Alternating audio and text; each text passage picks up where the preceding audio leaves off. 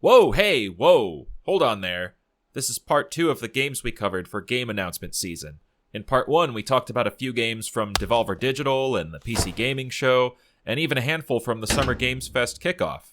If you're here before watching part 1, what are you even doing with your life? So yeah, go watch part 1 first. Or don't. I'm not your mom. Anyway, on with the rest of the show. We're going to move on to the bigger stuff now. Sony State of Play. This was from June 2nd, and we're gonna book it here. Well, not entirely, but okay. Resident Evil 4 Remake and the Resident Evil Village game on PlayStation VR 2. I'm lumping these together because, one, they're both Resident Evil, and two,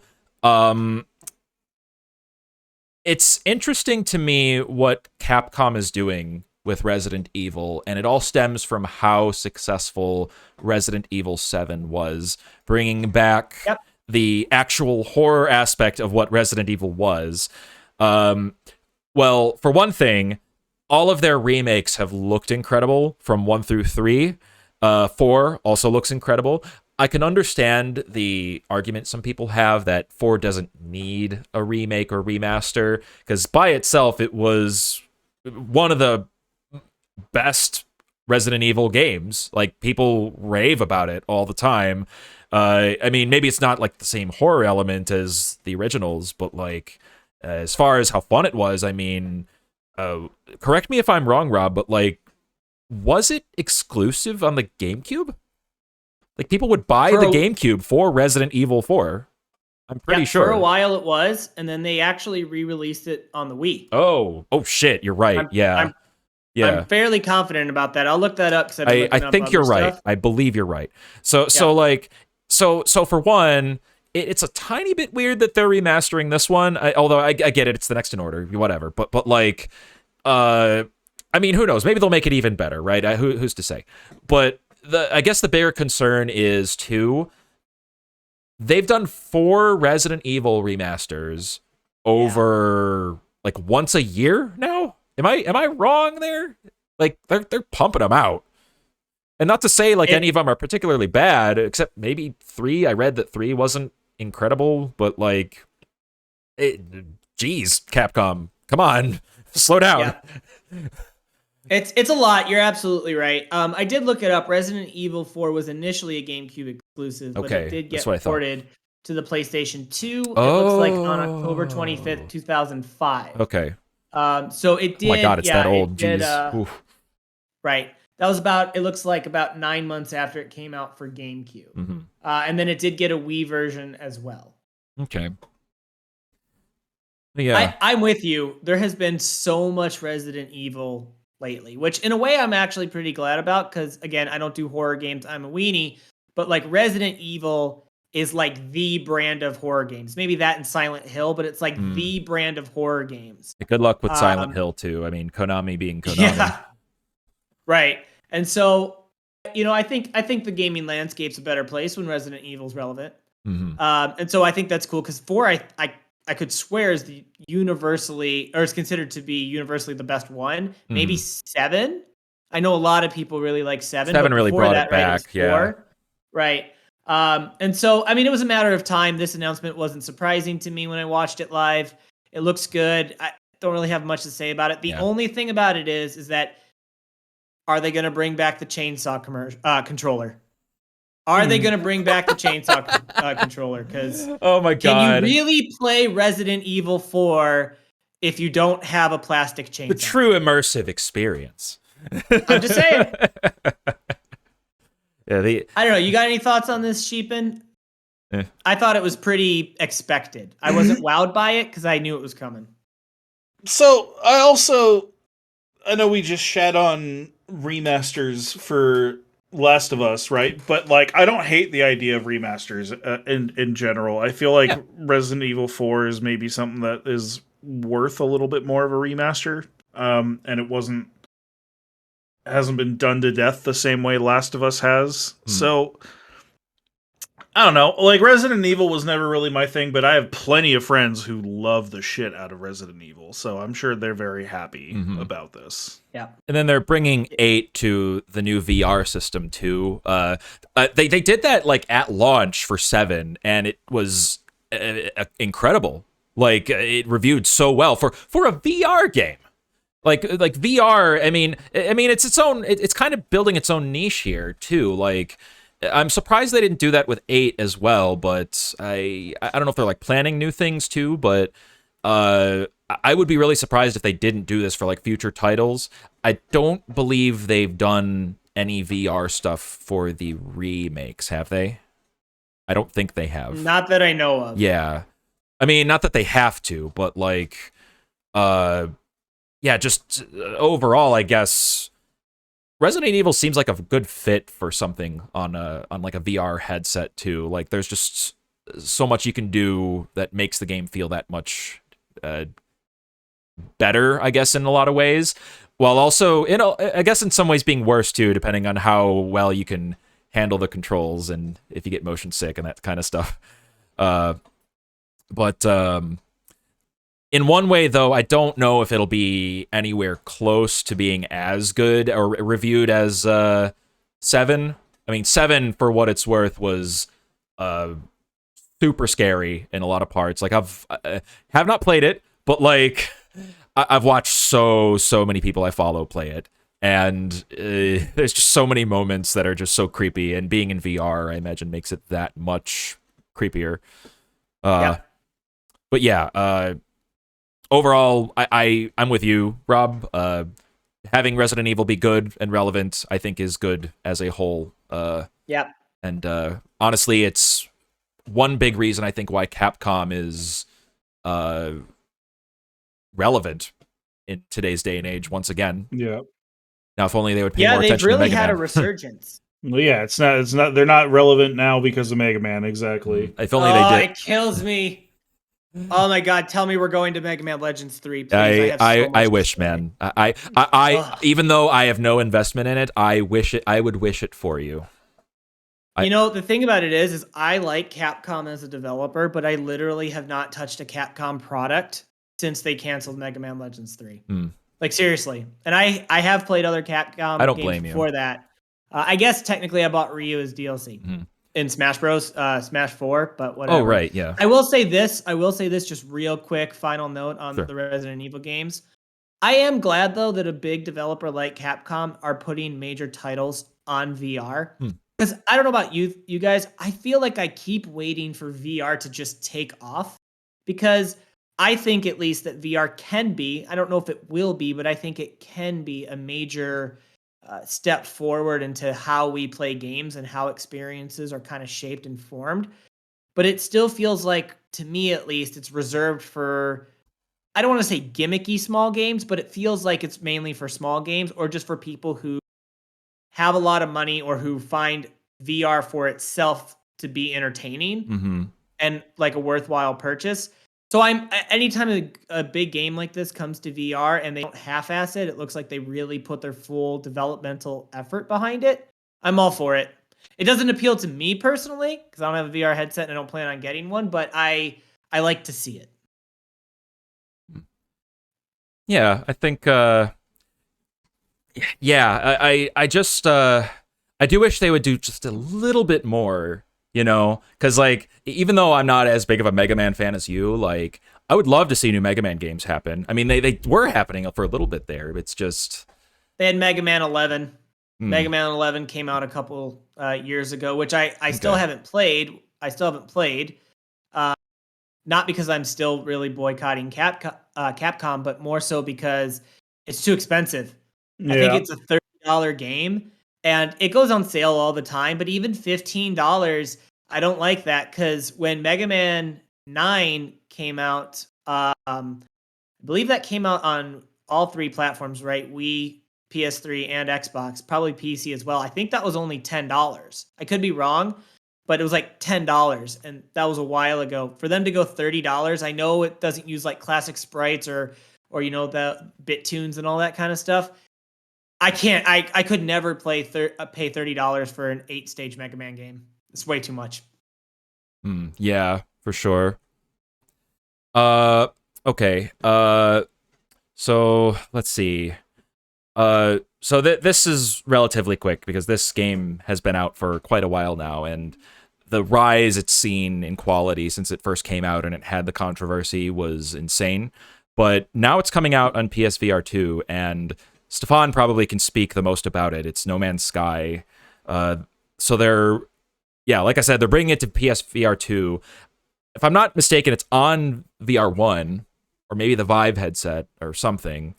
But yeah, this kind of goes right into the conversation we just had about VR, right? Like, yeah, I don't even know how much we need to necessarily talk about it. I mean, No Man's Sky is awesome. It's come a long way. It's absolutely worth playing now, and it's another game coming to VR. Like, in all honesty, like, we kind of just had that conversation about the VR, yeah, about VR with Resident Evil, and it is kind of, you can kind of lump it in with that. I think the biggest thing about No Man's Sky is this resurgence that it had, but I think everyone at this point kind of knows that. It is definitely a well-known story by now, for sure. Yeah. I remember, like, when Sean Murray, is he both like the developer and the lead developer and the is he a C-level like CEO for Hello Games, or I'm not sure. He was doing all the interviews, like giving all the answers that people expected. Yeah, he's initially at least the PR yeah person. So Hello Games is like a small studio, or at least they were back when they had this idea. You're talking about indie games. I think when they came out with it, they technically were an indie dev. I think so. They only made right. They only made some handheld games. Like, yeah, I don't think they can be considered as such anymore, just because of how successful No Man's Sky has become. Oh yeah, and how big the company has become. But I'm pretty sure they started out as just indie. Mm-hmm. Sean Murray is one of the original founders, by the way. He is. Okay. Yeah. Yes, he was previously a developer at EA. Okay. Yeah, he as far as this game has come, like, for everything that Sean stated, that, you know, I really think, like, it was something like a communication sort of thing, and he was doing PR too, like you said. So it's like, to see where this game is now, coming to major platforms, to VR as well, like, it's incredible. Like, it's coming to Switch. Is it really? Yes, seriously. How's it going to run on Switch? How? I'm not even kidding. It was in the last Nintendo Direct. Oh, damn. Jeez. There you go.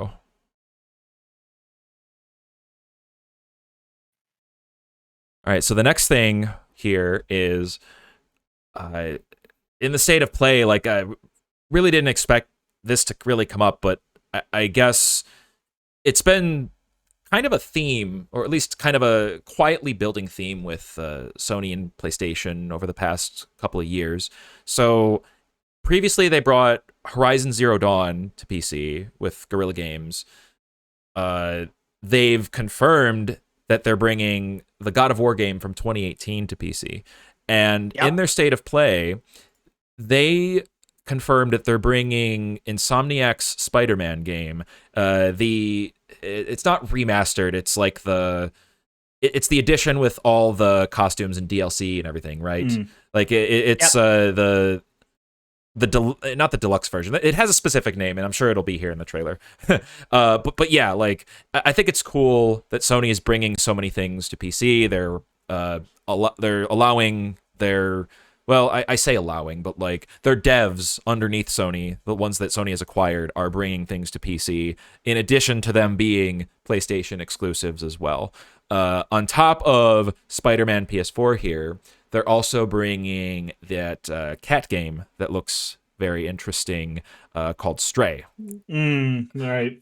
Oh yeah, I remember that one. I lost it until you mentioned it, but I have found it again. I'm very interested in that one too, because I don't know what it is. I mean, but maybe because it has a cat in it. But, like, who doesn't like cute cats, right? Let's go, kitties. I do have. I'm more of a dog person, admittedly, but, like, I I think it's being able to play as a cat, having it be very the word that immediately comes to mind is legitimate, but I guess that's not the best way to describe it. It's like more of, and I'm still showing the Spider-Man trailer here, but like the thing is, the way that they describe it as you're playing as a cat is definitely like it sounds like it's definitely part of the appeal. Like you can be annoying, you can be behave as a cat would, basically. Like like doing that, not only doing that, but also doing all of that in this interesting looking world, which seems like it's very cyberpunky, but not crap. Shots fired. Shots fired, man. Oh yeah. I haven't played Cyberpunk and I don't want to. Don't kill me. But just everything in here, like, I mean, as you see the scenes like going by, it's like, what's even happening? Like, what are these robots? What are these beings? Like, what are you doing? It's like this is so just kind of out there in terms of like the world, not only the world, but like you're playing as a cat in it. Like I've never like seen anything like this before. It's just so fascinating to me, and I think that's why I want to play it. It's not I guess the way it's being advertised too, like it's definitely getting like big bill advertisement from Sony here. It's been in several states of play, other presentations too. People like cats, man. I mean, you're right. It's not a full price game though. On Steam, I believe it's $30 ish. That's I don't know. Like it's interesting. I'm looking forward to this. I want to play it, and it's July 19th in a month. I'm just glad that Sony is bringing more and more to PC.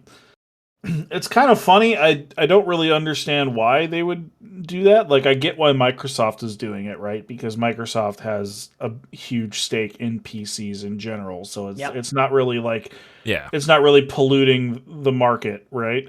Whereas like with Sony, like, do I need to get a PS4 or a PS5 now that like I can just play it on PC because I have a PC? I'm a PC gamer. Yeah. Like, it's awesome for me, but like, does this mean they're gonna slowly start moving away from consoles, or like what's the deal? Because it almost feels like I don't want to say shooting themselves in the foot because they wouldn't be doing it otherwise, but like I wonder exactly what the numbers look like and how it affects their console sales. It's an interesting thought, because PC gaming's only getting more popular. Consoles at least still fill a niche with exclusives and certain brands. Like, well, exactly, is exclusives, right? Like, that's the whole reason I bought a PS3 was so I could play Uncharted and I could play Last of Us. The whole reason I bought PS4 was so I could play Horizon Zero Dawn. That's on PC now. So, like, I don't really have a reason to buy a PlayStation anymore. I mean, that might not be complete. That might be a little bit hyperbolic, because they're not bringing absolutely everything to PC. But if that's the direction they're going, I'm kind of surprised by it, to be honest, because Sony has lived and died by their exclusive games since the early PS3 days. Yep. Yeah, I completely agree. I do not understand the move at all. It's actually really funny. If you remember, several years ago, there was like a fan campaign to bring Spider-Man to PC, just because, like, it's a big game, obviously, so people want it. But because Spider-Man, right, he's not like a video game character. He's universally beloved and all that kind of stuff. Right. There was a little bit of a fan campaign to get that Spider-Man game on PC or other platforms, and Insomniac tweeted out, it will never, ever, ever leave the PlayStation 4, the PlayStation 5, and will come to other platforms. So you want to talk about poorly aged things. Okay, you got that tweet right that's there. why you're surprised. I see. Right. But I don't get it either, because, like, yes, in the end, Sony will make a little bit more money out of it, right? Because obviously it's their studios, and so they're going to get, the funds from making those sales.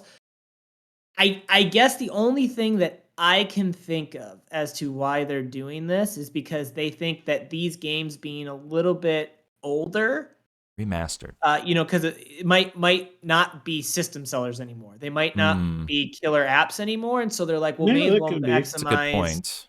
the revenue that they can get from those individual titles, because the titles that they're bringing over, right? God of War 2018, Spider-Man, Horizon Zero Dawn are massive titles that had to have had massive budgets. Right. And that's the only thing I can think of as to why they're doing it. But I'm still surprised because it's not like them. Yeah. It's not like Nintendo would ever do that. Oh God, And no. to your point, Sheepin, Microsoft has a reason to do that. Right, They yeah. are PCs, especially when it comes to gaming. Nobody games on an Apple or a Mac or something like that. Like, I get that. I'm a little bit surprised. Now, it is consumer friendly, so I'm thrilled about it. Like, that's great. That's awesome. Yeah. It's awesome news, but it's very, very surprising. It's honestly probably the most surprising thing to come out of the state of play, if I'm being honest. I can't think of a announcement that was more surprising. One other thing for me was, but I'm with you there otherwise. You could probably guess what it is. But yeah, like earlier on, it kind of felt like they were dipping their toes into PC a bit, where they were porting some of their older games, mostly like Final Fantasy titles, but they also did like Chrono Trigger. I think the Mana games are on Steam now too, if I'm not mistaken. Maybe I am. But that makes sense though from a different perspective, because those games are so old they weren't being able to sell them and make money off of them anyways. I would have expected them to do the same with this. Maybe not to like, waiting 15 years or something, right? But like I guess they may be doing this. How old is Spider-Man? I mean, God of War is 4 years old. The original Horizon Zero is what, 5? I think it's 2017 because it came out the same year as Breath of the Wild. So maybe they're doing it a little bit, but like not to the same extent. And you're right, like they still are. They're just not like killer apps as much as they used to be, right? I think that's probably why. Yeah, that makes sense. Yeah. I wonder if Insomniac got pressure from Marvel, since it's a Marvel license, and maybe Marvel wanted it to, be able to reach a bigger audience. I could see that. It doesn't explain Horizon or God of War, but it would explain Spider-Man. That's an interesting thought. Doesn't Sony is it only the movie rights that Sony has ownership of, or is it just general publishing rights? Like I genuinely don't know. Let me see if I can look that up. Because that's an interesting question. Because it could have been Sony, it could have been Marvel. Like, who knows? But yeah. But yeah. I mean, I totally expect them to keep doing this. I'm pretty happy myself. I think. It's great. Yeah. It means, even as more of a PlayStation fan over Xbox, and I love Nintendo too, but I would argue. Here's a take, at least for me. Recently, PlayStation exclusives have been more interesting and exciting than Nintendo ones. Fighting words, but I respect it. But to see them come to PC when... I don't know about that. To each their own. But yeah, like, I guess the prospect of playing these games on PC... when I know for a fact that Nintendo's never going to do it. It'd be great if Nintendo did. There was a time after the Wii U that I was like, they should just stop making consoles because they clearly don't know what they're doing. And then the Switch happened. Oh, yeah. Or poorly aged takes. I mean, come on. I know we don't need to necessarily go into a Nintendo conversation, obviously, but the Wii U was fucking awful. No, it was. It absolutely was. It really didn't offer anything. There was maybe 1 or 2 games that really showed off the gamepad, and then the rest of it was completely useless. It was marketed bad. It was bad for developers. It was super far behind on technology. You're absolutely right. It was a trash console. Like I definitely thought they would go down the Sega route where they would stop making, or hoping they would go down the Sega route where they would stop making consoles and just immediately publish games. But again, then the Switch happened, and now they're kind of back in the forefront of console gaming. If there's anything they do well, it is innovation. Well, I sometimes, wouldn't say that. I wouldn't say it's always. Sometimes. Yeah, the Power Glove. Sometimes. The Wii U. I love the Sometimes. Power Glove. The shitty so VR back in the day. I don't know. Let me rephrase. Sometimes they're good, but the range at which they can be good or bad is massive. When they're good, they're really, really, really good. Star Fox Zero. Yeah. The controls of that game. Yeah. But yeah. Enough said about the Wii U. Yeah. Right. Anyway. Yeah. Anyway, now that tangent's out of the way. Rob, you said you have something to say about this one. Street Fighter 6. I do. As soon as the trailer can get up here, damn it, there we go. Right. I'll be the first to say that I love this trailer. The trailer's phenomenal. I love this trailer. I also love that there's supposed to be, it looks like there's going to be like some sort of openish RPG kind of mode where you're like walking around the city. Like Naruto Ultimate Ninja Storm? I mean, that is way too anime to know, or for me to know what you're talking about. I think I've seen clips of that. I know what you're talking about at least. But yeah, like to have like this universe come alive in that way is super interesting to me, even though I have almost no investment in Street Fighter myself. But to see them try like just something like this with a franchise as established to Capcom as Street Fighter is super cool to me, for sure. Yeah, I completely agree. In full disclosure, I am not a Street Fighter player. Yeah, but we're all really bad at Street Fighter. The only fighting game I play is Smash, for God's sake, and that's saying something. Yeah, same here.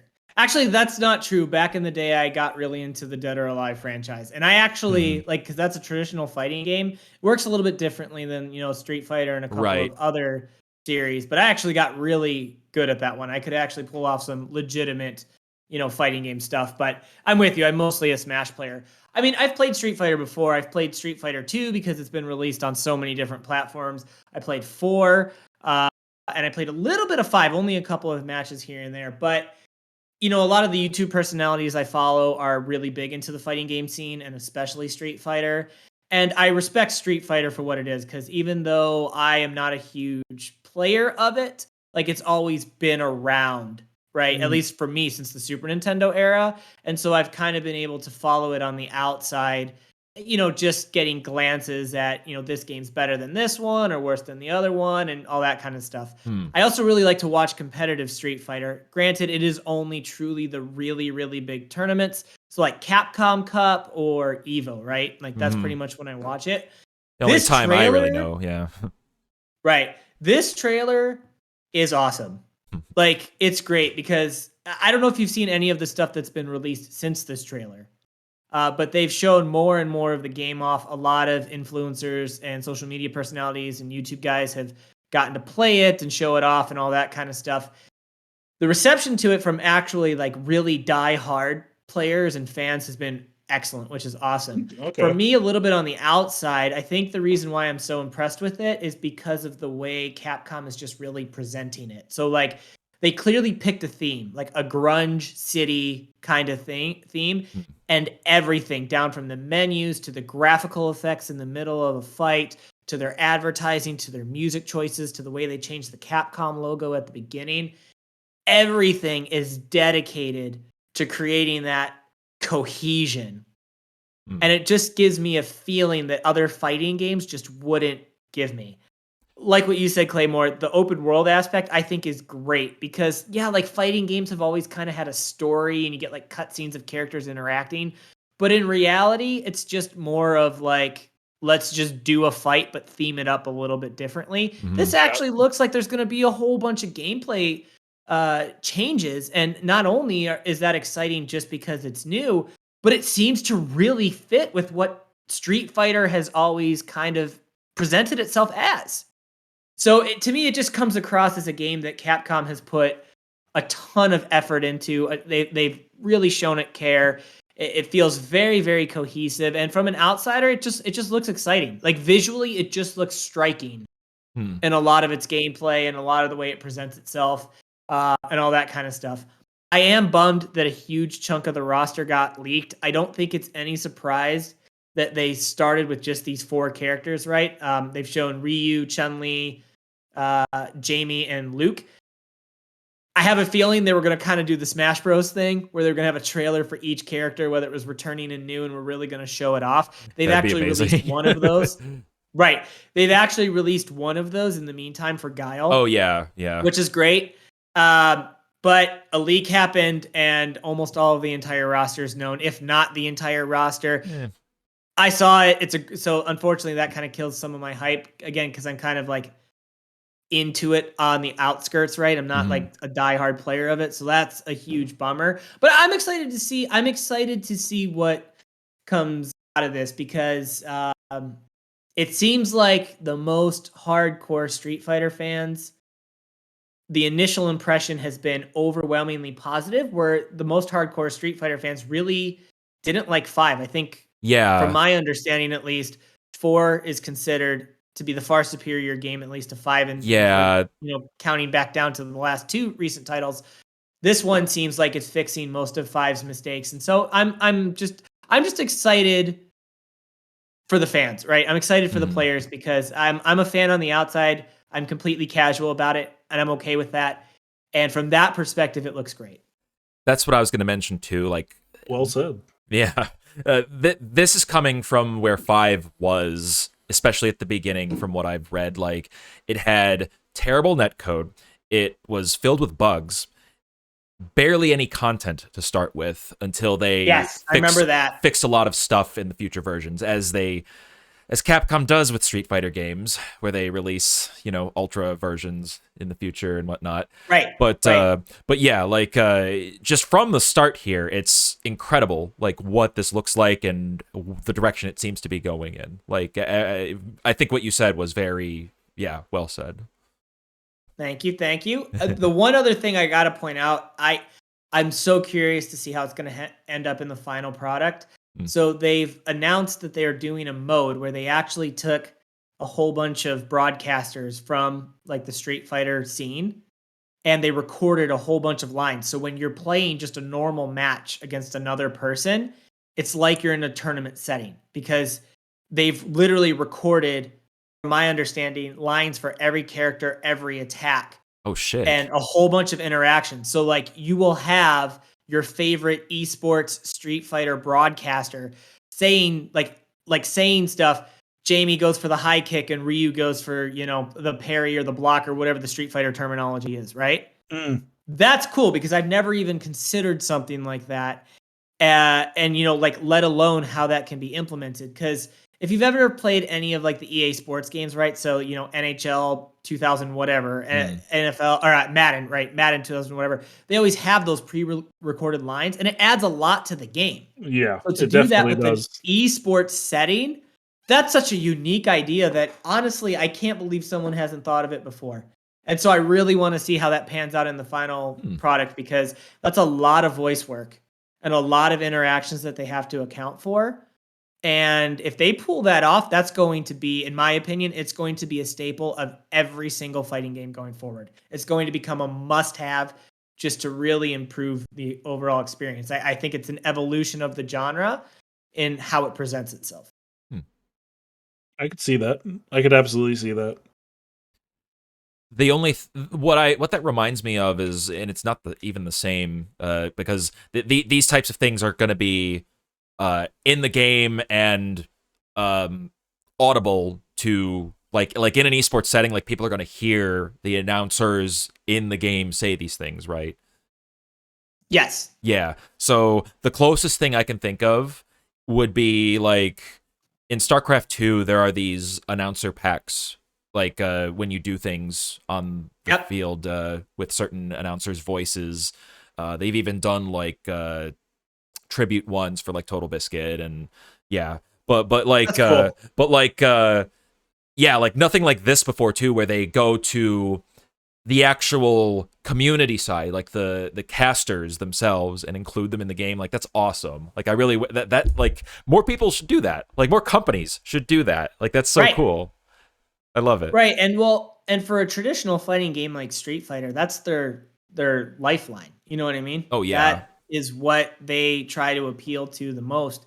But it's one of those things that I think really services both casual and hardcore players alike, which is why it seems like a net positive ad no matter how you do it. So, just between that, the fact that the game feels inspired to me, which I think is sometimes hard to get with fighting games. Like, don't get me wrong, there are several fighting games that do feel that way. I mean, as a Smash player, that comes to mind, right? But it feels very inspired. It feels like it has a very focused direction. And honestly, I feel like I'm just kind of feeding off the energy of some of the people that I, do follow on YouTube and do follow on Twitter that are very, very excited about it. And it gets me excited about it. Even if it's by proxy, it's still exciting. So I think it looks great. You talking is making me excited about this game.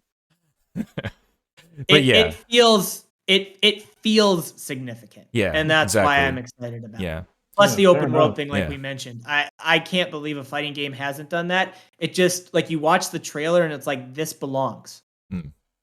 So yeah, we'll see how it goes. I mean, if anything, they've made a good start with it, showing all this gameplay. Sure. So yeah, we'll see for sure. Now, from one famous franchise. We got the big one here. This is one that's the biggest one I wanted to talk about. Maybe a little more infamous in some aspects, but still famous nonetheless. We finally got a trailer. I think it's a story trailer for Final Fantasy XVI, presented by Mr. Yoshi P himself.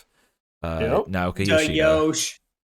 So, I know you have a lot to say about this, Stefan. Would you like to start, or I could if you wanted to?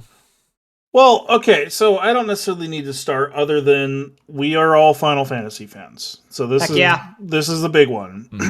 Me and Claymore played Final Fantasy XIV, which is Yoshi P's baby. He basically resurrected that game from the grave.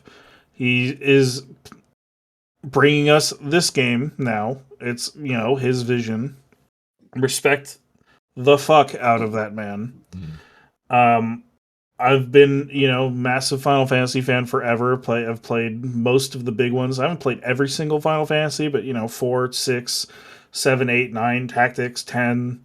You've played more than me. I'll give you that. Yeah, more 12, than me too. Played 13, played 14, played 15, right? Not all of them are great. I guess I'll leave it there for now. I'll let you take over, and then we can get more thoughts after we've kind of talked about this game, because mine are more philosophical about where Final Fantasy I think it should be, or where it shouldn't be, or all that kind of stuff. Right. So let's talk about the game first. Okay. Yeah. So I know what you're going to talk about too, so I'll try. We've had the conversation. Yeah. So I'll try not to allude to that too much, but yeah, because I have no idea what he's going to say. Yeah. I wasn't privy to that. Yeah. So I think story-wise, or character-wise, it's super cool that we're focusing on the summons as characters. Yes. It's actually kind of awesome that it looks like you get to play as them. Maybe potentially, like, that's fucking cool. And then all the classic stuff is there. I mean, it's a Final Fantasy game, so there's going to be chocobos, there's going to probably be Moogles, there's probably going to be some overarching sort of plot involving kings and politics to an extent, and in a fantasy setting that we all have loved over the years. every single game being its own unique thing, mostly, and each being unique and interesting outside of the game quality itself. At least I think at least all of them do the whole world and setting thing pretty well. But the gameplay is where we might diverge a little bit in our opinions, most likely, yeah. So this game, as I forget to put it on loop once again, as you saw here, is going more the route of the modern Final Fantasy games, which are stepping away from the turn-based combat, more towards the active stuff, a la how 15 kind of did it, how 13 sort of began to step into it, 12 sort of did it, if I remember correctly, and then 10 was like, as I remember, 10 and its sequel were like one of the last ones to really do the true sort of turn-based stuff that Final Fantasy was known for the longest time, right? So, and I know we love 10. Yes, we do. Yes, we do. But yeah, understandably, this is the crux of what Stefan is talking about. The decision to take the game in this new direction and its new style of gameplay. And if you want to go from here, man, you totally can. Sure. So, what is being presented in this trailer, I mean, it does look fun. Like, it looks cool. I get that people like some action-y combat, whatever. My issue with it is I feel like Final Fantasy as a genre, since...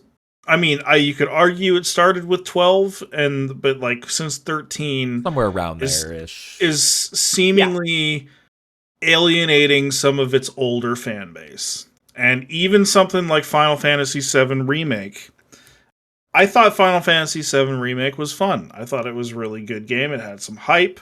I enjoyed it for what it was. But this constant push away from turn-based combat is really irking me. That doesn't necessarily mean that everything that isn't turn-based combat is bad.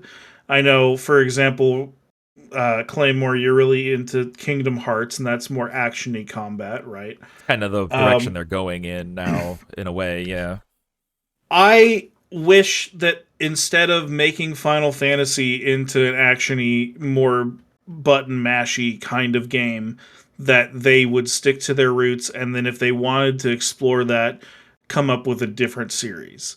Because I did understand at one point that there was an argument that turn-based combat was in the past and that it's something we should evolve away from. But then Persona 5 happened.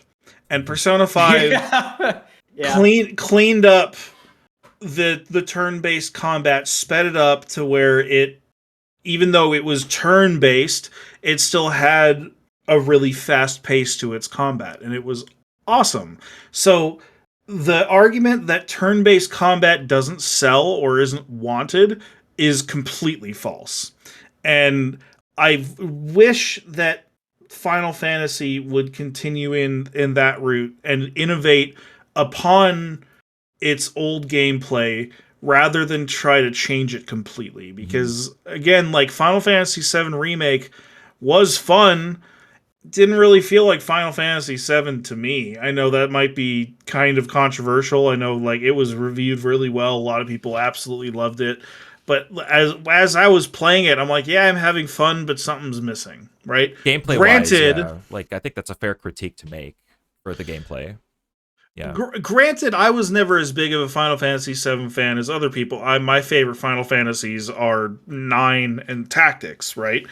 And 9, when it came out, was designed to be the love letter quintessential Final Fantasy game, bringing it back to its roots, because there was even this kind of conversation happening about 7 and 8, how they weren't medieval, they were focused more on a futuristic setting, and yes, they were good, but people were clamoring for it to return to its roots, right?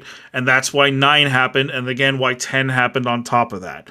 And I kind of guess even though this looks sick, even though I'm gonna play Final Fantasy 16, even though I liked 7 Remake, I kind of wish they'd go back to the turn-based style and have it be more of a traditional Final Fantasy JRPG. Personally, It's definitely. Oh, go ahead, Clay. No, I was only going to say it's definitely something worth lamenting because it was so iconic and part of the series for a long time, and it was what people had grown attached to, like as one of the main features of it. To have it change over time, whether it be due to their own philosophies of design or some, perception of turn-based being outdated or whatever, something is definitely lost with it going away. Yeah. Like it's unfortunate, really. I do understand, and part of me does feel let down in that way too, for sure. Yeah. I'm glad that I didn't hear Sheepan's argument before this, because literally to a T, I completely agree. And I didn't mean to make that rhyme. It just happened to turn out that way. Mm-hmm. I definitely feel like I am one of those older fans that is a little bit alienated. I tried Final Fantasy 15 and I hated it. It was so jarring. Yeah. And jarring is the word, right? Because I'm not going to tell you that Final Fantasy 15's battle system is bad, because I don't think it is. But it's just so not the same Final Fantasy that I grew up with. Some of those games that are some of my all-time favorites, that I think alienated is the perfect word. I think you nailed it with that. And don't get me wrong, I know series have to evolve over time. And Final Fantasy, given that it has been around so long, probably needed to go through that as well. I'm just surprised that they took such a hard turn. Because I'm with you. I don't really understand where the perception of turn-based games are boring and bad came from. Yeah. I mean, both of you know that my favorite my favorite RPGs are the Mario RPGs. Sorry, getting ahead of myself. And no one's ever complained that turn-based combat is boring, because it works differently, right? Yeah. Like, it might not be everyone's cup of tea, and that's okay. But I don't think boring combat is one of the critiques of that entire subgenre. Yeah. No, go ahead. Yeah. The two parts of it that it makes me think, the two things that makes me think of is, like, for one, it being boring is a subjective matter, right? And for two, saying that it's outdated nowadays, I think, Stefan, you're right. Like, as I've thought about it since we talked about it the first time, like, I've thought about it, and I think that as an argument does not hold as much water as it did some number of years ago, when it wasn't as common anymore. When people took it and innovated on it and made it more interesting, it became... I mean, it wasn't exclusive to Final Fantasy as a thing, right? But, like, in a way now, it's almost as if it's its own, for lack of a better word, genre. Right. It's like a subgenre of JRPGs. Yeah, exactly. It's like, because like JRPGs, you have the action-based JRPGs, something like the Tales of series, right? Yep. And that did really well too. So I'm not even saying that action combat has no place, but then you have the subsection of turn-based JRPGs like Persona, Shin Megami Tensei, Pokemon, right? I think my issue is that Final Fantasies 15 and 16 are so different. Now, if they wanted to still have a final, like, for example, Final Fantasy Type 0, it was a Final Fantasy spin-off from 13 that had a more action-based combat. And it was still fun, but it wasn't like a mainline Final Fantasy game. And I guess where this argument kind of falls apart is with 11 and 14 being MMOs. So, like, I get that it's not necessarily perfect, but at the end of the day, even with MMOs, it's a cooldown-based combat system, which is... it's kind of an in-between, right, of, like, turn-based and action. You're taking your turns casting the spell, but there's also a real-time aspect to it, right? Yeah. And, like, Final Fantasy turn-based... like the reason why those none of them were super hard, but the challenge came from strategy, right? Like learning about a boss. Yep. You go into a boss fight. You immediately try to learn as much as you can about them. What are they weak to? What are they strong against? What status effects can be used against them? Yeah. Whereas something like Final Fantasy VII, like yeah, there is an aspect of that, but the biggest majority is the majority of the combat is based off of like execution, like hitting your buttons correctly, and you can just mess that up and die when it has. And like it's like, well, I had my strategy all thought out, but I just messed up. Right? Same thing with 15, and that kind of sucks. Like you lose some of the slow, methodical, strategic gameplay to where it's not even the same series anymore, in my eyes. Yeah. It makes a lot of sense. Like, yeah. And yeah, I'm inclined to agree with what you said, and also agreeing with Claymore. I feel the same way. I wonder though, from a development standpoint, right? Final Fantasy 15, which was like the first one to really go into the all action kind of area, that one originally started as Final Fantasy 13 Versus. yes, you guys remember exactly. And so, it took forever, and so it seemed like they originally were going to have a little bit of a spin-off, and then that game went through development hell, and instead of getting 14 right away, which obviously ended up being an MMO, we got Final Fantasy 13 2 and Final Fantasy 13 3. So it seems like they were experimenting it with it being a side mode, or not a side mode, a side type of game. And I agree that I think that is the way that they should have gone about it, right? Because the main series, for better or worse, it has expectations just based on its legacy, and its legacy is 35 or 40 years old. And if you grew up with that kind of stuff, it is a little it can sometimes feel a little off-putting. And maybe I'm just an ancient dinosaur that can't keep up with the times. I don't know. I'm sure there's it doesn't feel the same for us. Right. Oh, for sure. I'm self-aware, right? But it doesn't feel the same. It doesn't feel the same. And admittedly, I would say that it has kind of capped my hype for 16 a little bit, because like I said earlier, I couldn't really hang with 15. And for 16, I'm not a huge fan of the pure medieval like setting. I wish it was a little bit more fantastical, and it could be, right? Obviously, with this, with it's in the name. Summons and all that kind of stuff. Yeah, right. But like when you see the armies fighting each other's with axes and swords, like that doesn't do anything for me. Yeah, you know what I mean? It's been done. It doesn't do anything for me. Yeah. I am super excited though. I will say this about it. I like that they're really putting an emphasis on summons. Yeah. I think that's great. Yeah. And I don't think it's it's not a coincidence that I'm super hyped about it, because my two favorite Final Fantasy games, both 6 and 10, are two titles that put a huge emphasis on summons, right? They're both part of the storylines, like so integral you can't even remove them in either of those games. So I really like that aspect about it, although I'm not on board with Shiva's redesign, but that's whatever, different subtopic. So yeah, I'm with both of you. Well, yeah, it's also I'm with both of you.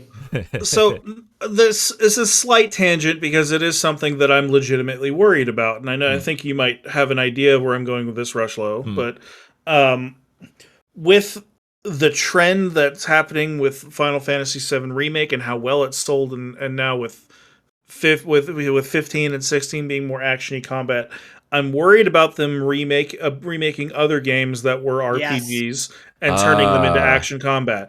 And the biggest one that that I'm waiting for is the Star Wars Knights of the Old Republic remake. If they follow the same format of Final Fantasy VII Remake and do away with the combat entirely and make it like an actiony combat, it's not going to be the same game, right? Like at all, right? It's not going to be like. I want these remasters. I want them to show love, but I would have much rather preferred 7 Remake to have literally just been 7 with modern graphics. Yeah, that's not what it was, though.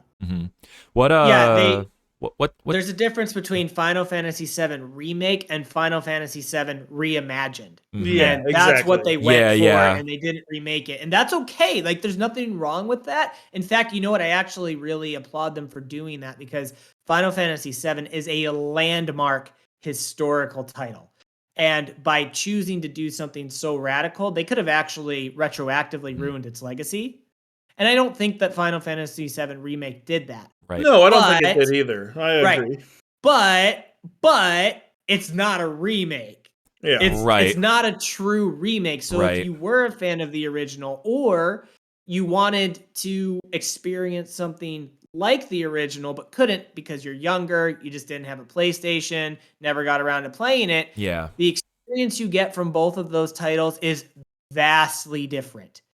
And that can really color your impression of Final Fantasy VII as a whole. Exactly. It's kind of the opposite problem that we were talking about with Skyrim and with Last of Us? The Last of Us, right? It's kind of the opposite. Whereas those have been remade to death, like these games haven't been remade. If they have, they're basically like pixel remasters that get put on Steam, right? Oh, yeah. Which is fine. Like they're fine, whatever. The new soundtracks are phenomenal. Some of the new tracks are really, really good in the pixel remaster. I'll get all of them eventually. But I don't know. I'm just not crazy about the trend that Final Fantasy is going. Yeah. That being said, I do like Yoshi P quite a bit, right? Yeah. I respect that man implicitly, and I think Soken's doing the soundtrack too. Yeah, so if Yoshi P and Soken are directly working on 16, it might not be what I want out of 16, but I'll probably like it. And if it wasn't called Final Fantasy 16 and was called something else, I might have liked it a hell of a lot more. Right, that's It's true. kind of that's my completely fair process. On top of Yoshi P and Soken, as I understand, there's also a number of veterans that worked on past games too, if that gives you a little more faith. But regardless, it's not even about faith, because I think it's going to be a good game. It's just going to feel Final Fantasy, right? Is it what I want out of a Final Fantasy game? Yeah, like if you take Witcher 3, one of my absolute favorite games, then call it Final Fantasy 16: The Witcher, I wouldn't really to Steam, right? Yeah, I wouldn't really be about that. Like, it's an awesome game, but is it a Final Fantasy game? No. Yeah, that was the wrong word, I guess. But yeah, I think in the end it'll probably be really good still, just based on the pedigree of the people involved. Sure. I fully anticipate it being like an 8 between an 8 and a 9, out of 10. Yeah, but it's just minimum even. Yeah, that's kind of where the range that I would anticipate a game being developed by Yoshi P and Soken doing the music, right? Like that's kind of where I would guess, even based on the trailer. Like it looks great. Yeah, it's not the Final Fantasy that we old men enjoyed in years past. Yeah, right. For better or worse.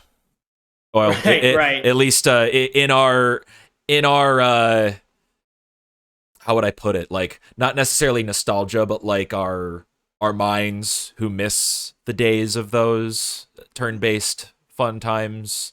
Yeah. I do miss them. Yeah. So I gotta tack on to something you said, Claymore, about like the really experienced staff, how they put that up there.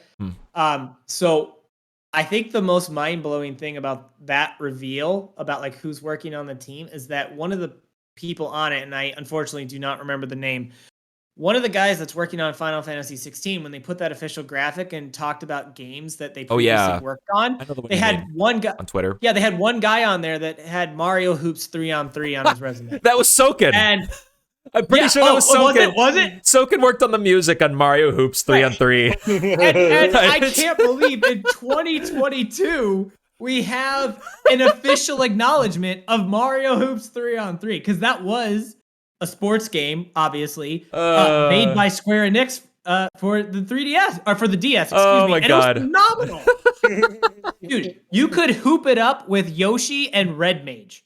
Like, come on. It was great. I remember reading that. It's a great game. It's a great Yeah. game.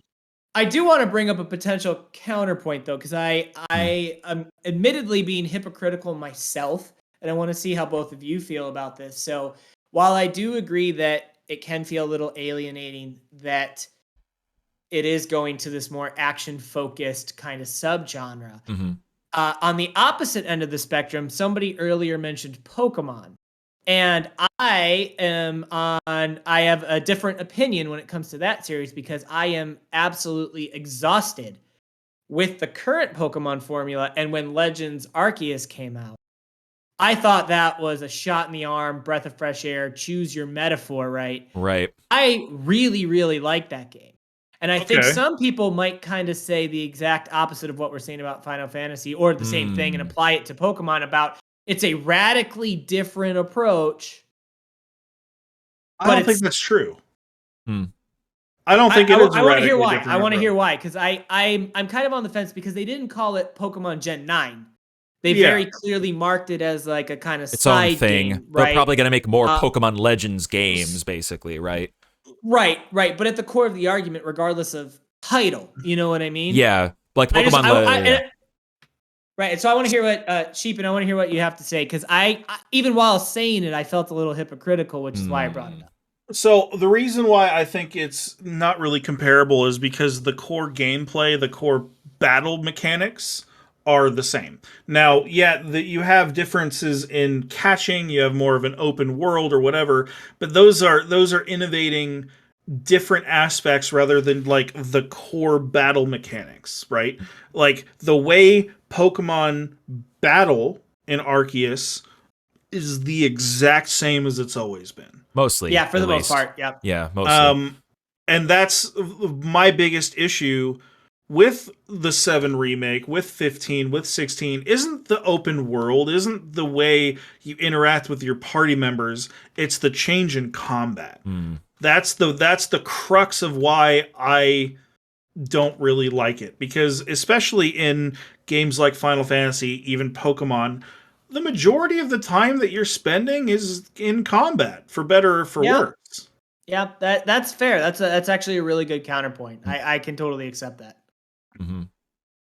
Yeah, and the way they're billing Pokemon Legends, and this tangent's going on a while, so but like we knew it would this is why this is why we wanted to talk about this, and we knew this was going to branch off into multiple things, because this is more of a philosophical conversation about game design and where we feel like game design should be heading, blah blah blah. Right.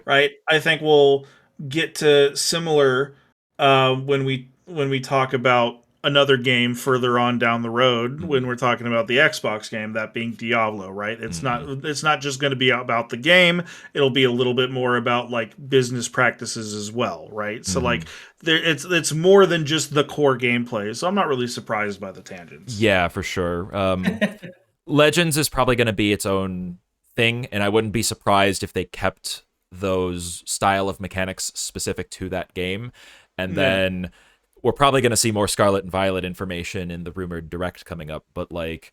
well, actually, probably not, because usually Pokemon... Or they did their own Direct recently, too. Around E3. Yeah, they've already done their own thing. They've released a new trailer. That's true, yeah. But yeah, surprised. I would not be surprised if they kept these two as different series, and to try and loop that back to Final Fantasy. Perhaps they could have done something like that, too. I mean, especially because Square Enix makes other JRPGs of other combat styles, including turn-based ones. Well, they literally absorbed Enix, right? So now they have the Dragon Quest series.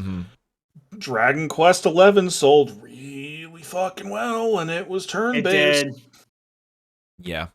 It did. Case in point, right? I mean, they why not both? Right? Like they could, in theory, I mean, maybe this is a more difficult ask because the Final Fantasy series, I mean, they do spin-offs and stuff, but like calling it a major numbered title in like the main series is a big deal. So they probably can't just I guess like what they would do is like make two different types of Final Fantasy games like that, but then one would always be considered the quote unquote spin-off, right? Well, But I'm even Who giving cares? one of my favorite Final Fantasy games is Final Fantasy Tactics, right? yeah, Not a mainline game. It has different combat. It's like right. Fire Emblem like combat, right? D&D Yeah, like combat. But it's a spin-off game still and like now it's a spin-off series because then you have Final Fantasy Tactics, Tactics Advance, right. Tactics A2, Yeah. all that kind of shit. I'm not saying like it's bad because it's a spin-off, but like Yeah. it would feel a little weird to me, I guess, because what they're doing, what they would have to do is one of two things. Either they make the main series like turn-based again or something like that, and then they turn the live action stuff into the spin-off, or what would be more likely, I feel, is like they'd keep the main series in the direction they're going because pivoting would probably be more difficult than that, and the spin-off would be the turn-based stuff, and maybe that would be like a little more not bad. It's just I guess it would feel weird considering like where we came from. I suppose if that makes sense. Yeah. Yeah. One last little interjection I have to say. Sure. Square Enix, if you make Final Fantasy IX action combat, I will never buy another Square Enix game ever again. I know how much you love 9, dude. Ever again. If you fuck up 9, no, it's over. I'm talking to you. I've had similar thoughts if they ever decide to remake Super Mario RPG with Nintendo. Favorite game of all time, but if they didn't keep it in the same style, I'd be devastated. It would just feel so wrong. I know we're over time on Final Fantasy, but I also want to interject one last point. No. I think one of the other reasons why the later Final Fantasy titles just aren't sticking with me is because they're just taking so long in between games. That too. That's fair. Yeah. It's just taking too long. I looked it up while we were talking. It's going to be like 7 years since Final Fantasy 15. Damn. There's nothing like don't get me wrong. The trailer was impressive, but there's nothing in there that screams to me this should have taken 7 years. And like I know they have 14 that they're always constantly doing development on because it's an MMO. Sorry, I can't talk there for a second. I know they got other stuff, but like even before that, it was 6 years from the start of Final Fantasy 13 and that trilogy to Final Fantasy 15. You know what I mean? With the MMO being released in the meantime, and so they're just taking a long time in between titles. Which I mean, I'd rather have them take more time than less time, but it just feels like I don't want to say the hype builds, but the expectations grow. Yeah. And they can't meet them. Like even with Final Fantasy VII Remake, they announced that game and it took like 6 years to release, and it was only like a partial game in the sense that it didn't even cover the full story of Final Fantasy VII, and that's the game it was supposed to be remaking. Yeah. I know, Final Fantasy VII Remake is a complete game in its own sense, like when it's completely isolated. But like that game was also in development for years and years and years, and it always feels like with Final Fantasy, it's like, when's it coming out? They keep having, they have these like grand visions like that they want to translate, it feels like, and as a result the fan expectations get so high, and I don't know, it's like it feels like a cycle, like things just take forever because they have to look perfect and be perfect, and not to say that they shouldn't try to shoot for that, but it's like, damn man, 6-7 years, ooh, it's a long time. It's a long time. And so my expectations just grow. And then I see a trailer like this and I'm like, was this worth the wait? Yeah, exactly. Exactly. It looks great, but not the game I was personally hoping for. So it's like, well, that's 6 years since since I knew it was coming. Potentially by this time next year, we might know that for 16, because it is slated for summer 2023. Right. You guys think that it'll stick to summer 2023? A year out. It's hard to say. It is hard. I would lean toward, considering it's been like 6-7 years already, I would lean toward yes, but who knows, right? Who really knows? I'm gonna lean towards it's gonna get delayed. I don't think it'll get delayed. I don't blame you. Very far. Yeah. I think it will be delayed to holiday 2023. I wouldn't be surprised by that. Yeah. But yeah, Final Fantasy, ladies and gentlemen, something we are all very passionate about, and at least we're happy to have seen this story trailer and to see the series continue at the very least, for better or worse. Right. Moving on. I don't know how I'm going to follow that up. Let's go to something that's likely to be worse. Likely to be a dumpster fire. Right? Hell yeah. We're gonna touch briefly. We're gonna touch briefly on Sonic Frontiers. Sonic. I am Sonic Frontiers. Oh, Sonic Frontiers. Oh, Sonic Frontiers. As soon as the trailer loads. Actually, this is the hands-on impression, rather. But yeah.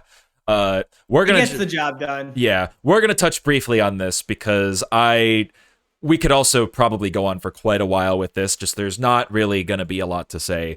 This is the first hands-on impression from IGN, I believe. So yeah, so I'm just gonna fast forward here. So gameplay-wise, for one, I can appreciate the approach. Like open world Sonic sounds cool. Like, I think it's something that people have been asking for a while, right? I mean, but like, the way that they presented this, and, you know, it could just be because it's a demo, but I think, you know, everybody and their mom has basically had the same take here. It's very little to do,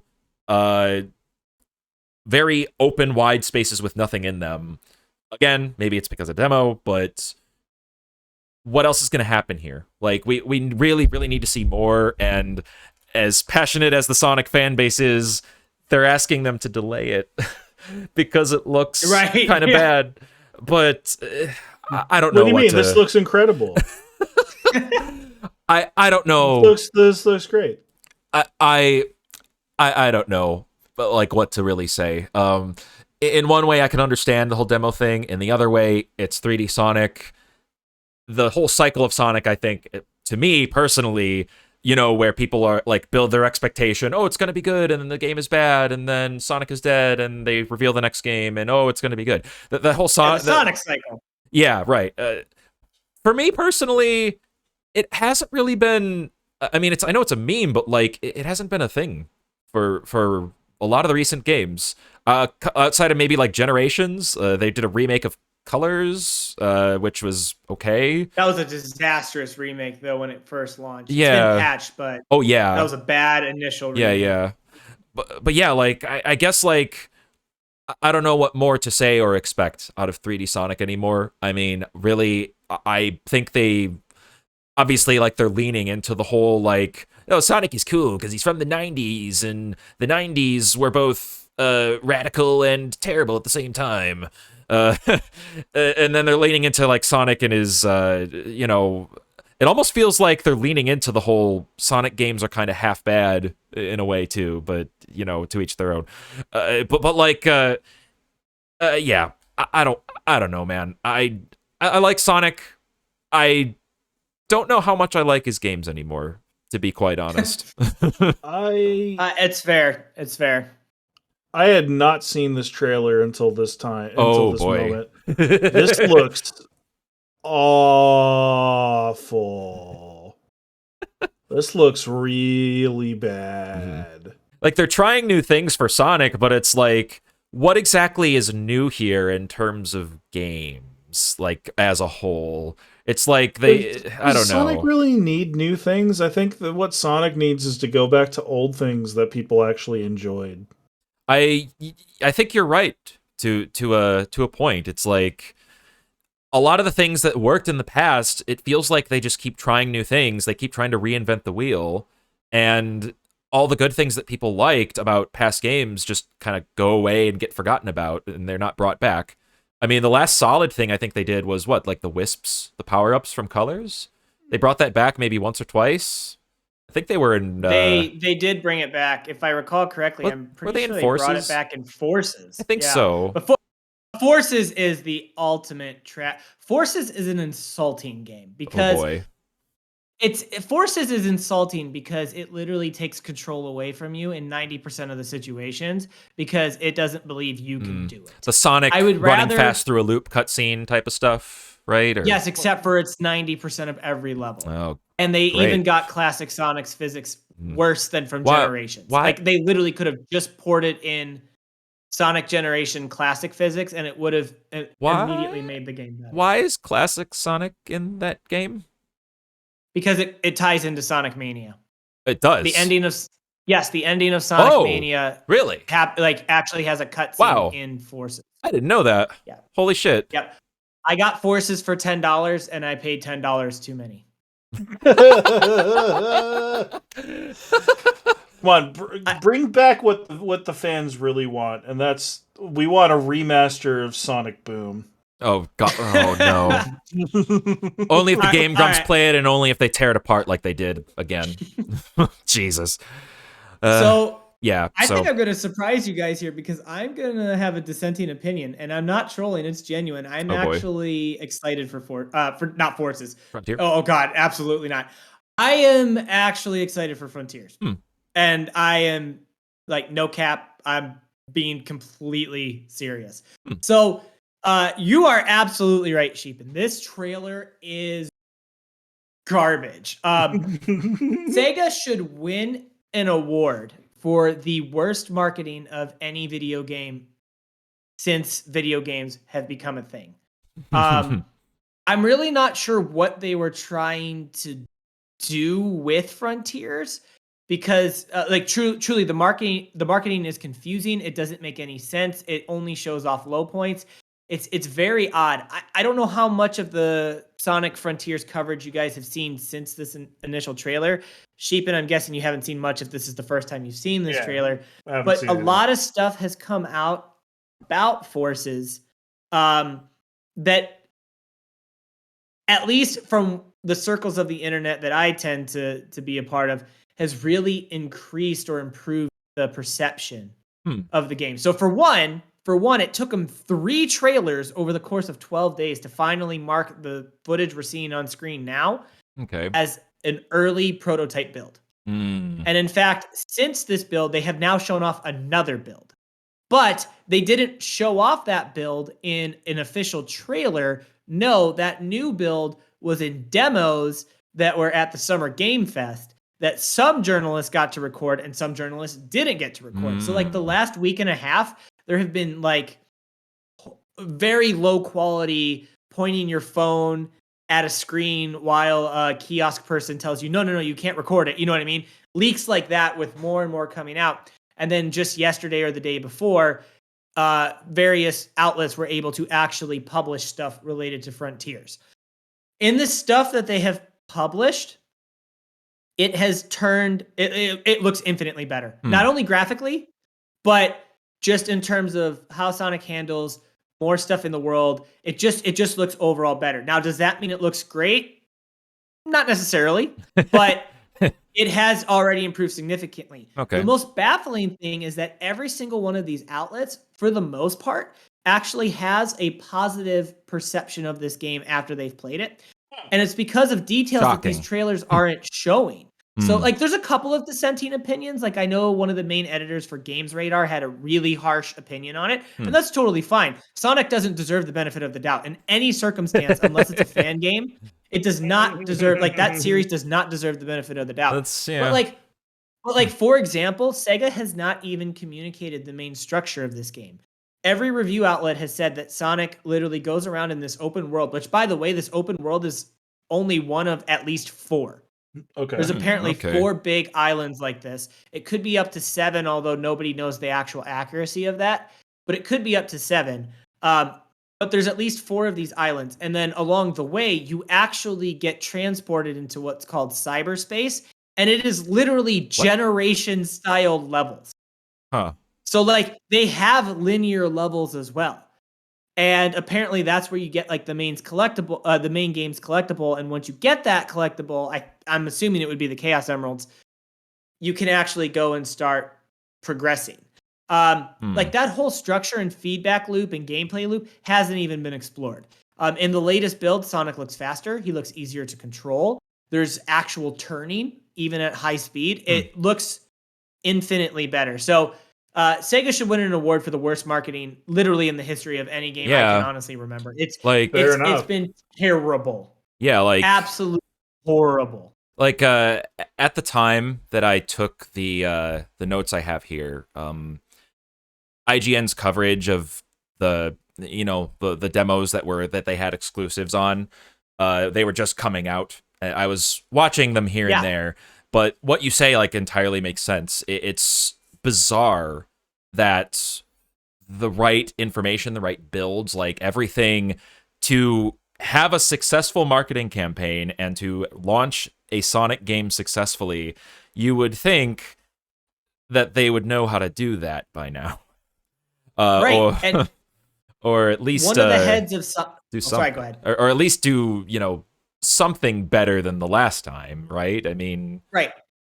Well, and one of the heads of Sonic team even said that from the trailers they've shown so far, he understands that fans do not understand this game.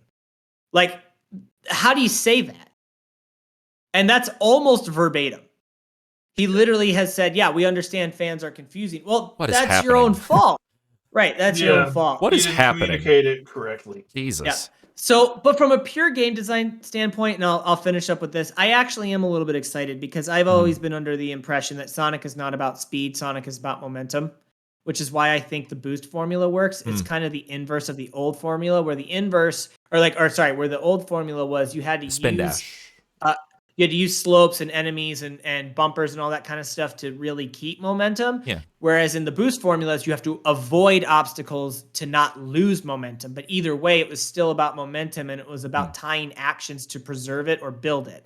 And so that's why I've always been under the impression that the boost formula works and why I like those games. Okay. I also really like how they're implementing rails and boost pads, because even though there still seems to be too much automation, I like that it's not playing the level for you. It looks like it's just for like little spectacle pieces. Whereas in some of the 3D Sonic games, you hit a boost pad and it's just like, all right, put the controller down for 30 seconds. All right, time to pick it back up. The game steered me where I needed to go and I had no control over it. It looks nice, but now in an open world, you can have dedicated set pieces to that. And in the newer builds, it looks like they always lead to platforming challenges and like actually like genuinely good platforming challenges. And so I think that's a better use case of them. And there's a really interesting tweet going around that nobody can verify, but some journalist is claiming that there are sliders in the game where you can actually adjust Sonic's physics. His speed, his turning, and his ability to stop. Which to me, actually, like at first I was like, that sounds really weird. But as I started thinking about it, that to me makes a lot of sense, because the reality is if you're going to make Sonic just naturally move fast, you have to give on other areas. But if you could control it, there can be times where you want him to go super fast and not be able to make sharp turns. And you can have times where you want him to be able to be more nimble and move slowly, but still feel like an actual platforming character. And if it's up to the players, I would rather have that than the developers trying to accommodate for all situations, which is impossible. You can't have everything in one set of physics. And so I like that idea, but nobody can verify the accuracy of it. Well, I'm learning a lot. I'm learning a lot, man. Everybody's been learning a lot. Yeah. Like, seriously, if you go to Twitter or you go to Reddit. Friggin' Sega isn't going to tell us, apparently, so. the worst modern day marketing campaign of any video game ever, and it's not even close. Well, period. Shut the book on it. Well, it's terrible. I'm feeling a lot more hopeful than I was 10 minutes ago. And I like how, and I'm totally guilty too, how I said we'd touch on Sonic Frontiers. I don't know, man. With these huge franchises, there's just so much to talk about always, because there's so much depth and shit that we want to talk about. Damn it. Yeah. Anyway, I'll link you guys the new stuff, but you'll see it looks much better. It still doesn't mean it'll be good, and I'm not giving it the benefit of the doubt. As anything with Sonic, we always wait and see whether the cycle is real or not anymore, right? Honestly, I think the only reason I'm still into the Sonic franchise is because I want to see if they're going to introduce a female character that cracks the top 10 for the hottest Sonic female character. Get out of my car now. Look, man, I will start reciting it on command. I know you will. Get out of my car now. I think the one thing we can all agree on is no matter what happens, we're going to be here for the memes. Yes. Oh, absolutely. 100%. Absolutely. I'm always here for the Sonic memes. I am not going to reference that video that Rob is mentioning in the description. Never. Anyway. Well, I'll do it in what about the new music video? Oh my god! Never. No. Even less. No. No. I will delete that on site. I might leave. I'm gonna leave a link to it, and then I'm gonna pin that comment. I'm gonna lock you out. Oh, that broke me. I can't believe that video. I might leave up the first one, not the second one. Oh god, people are in for a treat. Between those two videos, people are in for some treats. I like the cringe and memes are funny, but good god. Anyway, all right, moving on. Are we on Microsoft now? Yeah, we're on Microsoft. We're going to the Microsoft. Let's go, boys. The Xbox and Bethesda Games Showcase. The first thing we're going to talk about is called Redfall. This game looks really interesting. I can't get that Sonic shit out of my head now. God. You're welcome. Okay, well, you mentioned this looks like Left 4 Dead but with vampires, correct? Yes, that's why I'm finding it interesting because not only it's from Bethesda. Yeah, it is a Bethesda game. Arcane Austin specifically, which, by the way, they're the ones that made Dishonored 1 and 2, Prey, and Deathloop. So, very reputable developer. I don't believe any of those games were rated poorly, so I don't know if they made all the DLC for Dishonored 1 and 2 as well, so have they made a bad game yet? I don't think they have. I don't think so. Wasn't Deathloop nominated for, like, Game of the Year? I think so, yeah. Like if I remember correctly. I don't think it won it, because I thought it was last year, right? Against It Takes Two? If it was, It Takes Two won. I know it won Game of the Year the year after it came out, for sure. This game, there's 4-person co-op. It seems like it's mostly vampirical enemies. The characters themselves feel like they have unique abilities.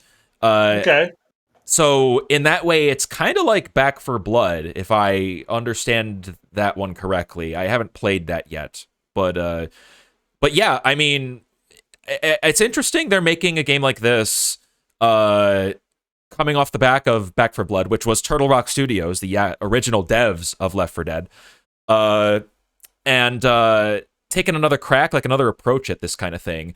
I love Left 4 Dead. I love these co-op types of games. If anything, like in terms of first-person shooters, this is probably the first thing I would jump at, like especially with co-op. I love playing co-op, especially this type of stuff where you have to fight wave after wave of shit, and to relate to you, Rob, my favorite time playing Halo back in the day, firefight.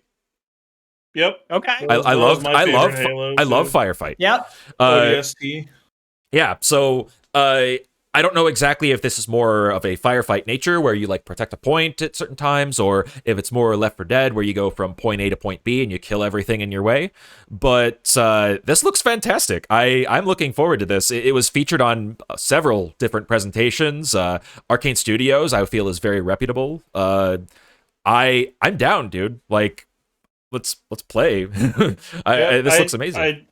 I know I said that I'm not really big into shooters. The co-op shooters are an exception. I changed my mind. Co-op makes a huge difference. I was super into Left 4 Dead. It was one of my most played games on Steam. I was really into Vermintide, right? So like, I'm down. Yep. I don't have much experience with Left 4 Dead, to be honest with you. I played it a couple times in college back in the day because I think it came out in 2000. I want to say 8 or maybe 2009. Around the late 2000s, early 2010s, maybe it was 2. It was a long time ago. Right. I'm pretty sure it was 2008, but I'm not entirely sure. I could look it up, but it doesn't matter. But I played a little bit of it in college, and it was fine. Like I didn't have any strong impressions of it. I will say this trailer, when I saw it, I thought it was very, very good. I'm not surprised that Oh, Microsoft yeah. led with Like, this trailer. I can't, like, play it, obviously, with the audio, but, like, the narration was super entertaining. The voice acting was great. Yeah, the voice acting was really good, too. I like the settings, too. I mean, very, very Left 4 Dead-y, you know? Carnival, and I think they had, like, did they have a mall, too? It'd be really funny if they had a mall setting as well. Let me rewind a little bit. I don't remember if they had a mall setting. I will say I don't know this, if they did either. just kind of speaking of settings, I like that they Redfall, went Massachusetts. with vampires because, you know, it would have been really easy to go with zombies, and I think zombies might be my least favorite trope in all of media. I'm so tired of it. They used to be even more overplayed than they are now, which is crazy. Yeah, so I think vampires is a good choice because you can get a lot of those horror elements and you know, elements related to death and unique gameplay mechanics out of that. Like caves. I like how they went. I like how they went with the this movie theater shot that we're seeing right now was really cool. I like how like the grass was growing into it. I was impressed with this trailer. It's not a game for me. Like I would play it co-op. Oh yeah. But it's not a game for me like it's a little... single player. Co-op would be fun, but I can't say anything bad about the trailer. It looked really, really good. It looked really polished. And compare it to that game that we were talking about earlier, the one with the magic and the guns. A little. I can't even remember the name. This one is how you do a first-person shooter trailer that leaves an impression. They're doing a little bit of like surreality too. Like, look at this. Yeah, I can't remember like exactly what they say in the trailer, but you go inside and then shit's all like weird and warped and like blending together and stuff. Like, look at all this stuff. Like the settings themselves. I mean, you got your tropes here and there, but like even this movie theater shot, like you said, it looks super cool. It looks good. Yeah, I love it. So yeah, I want to play it. I'm looking forward to it.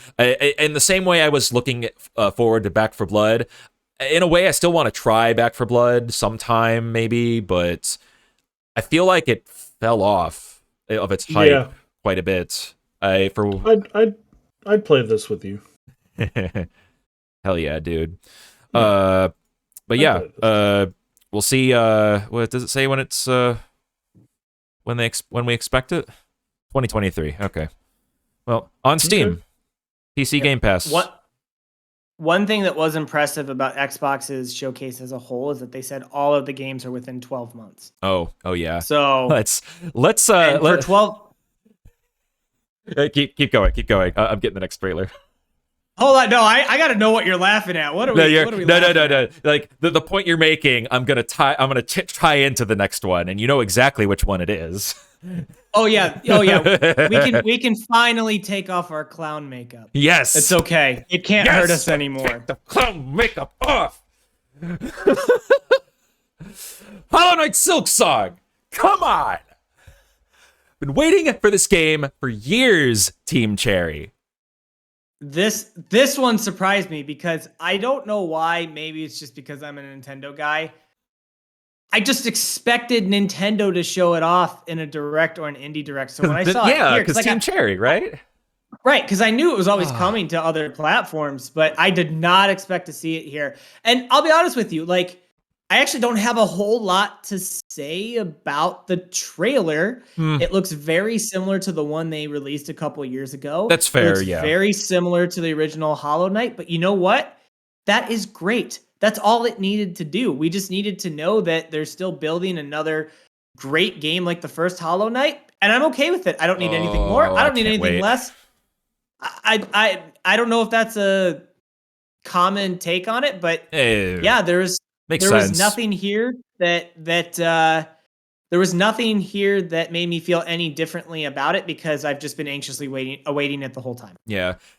If it wasn't obvious already enough, this was my biggest highlight of the entire past 2 weeks. I've been waiting for this game for so long. I played Hollow Knight, I believe, a couple years ago, and it's become easily my favorite indie game of all time. It's convinced me to eventually try to play Dark Souls. Okay. Just everything about. I mean, I would agree. Like, there's not really a whole lot new or really interesting about the trailer compared to the last one. I am also just glad that it exists. We know that the game is still here. We know that it's coming out in the next 12 months. Yep. Finally. Yep.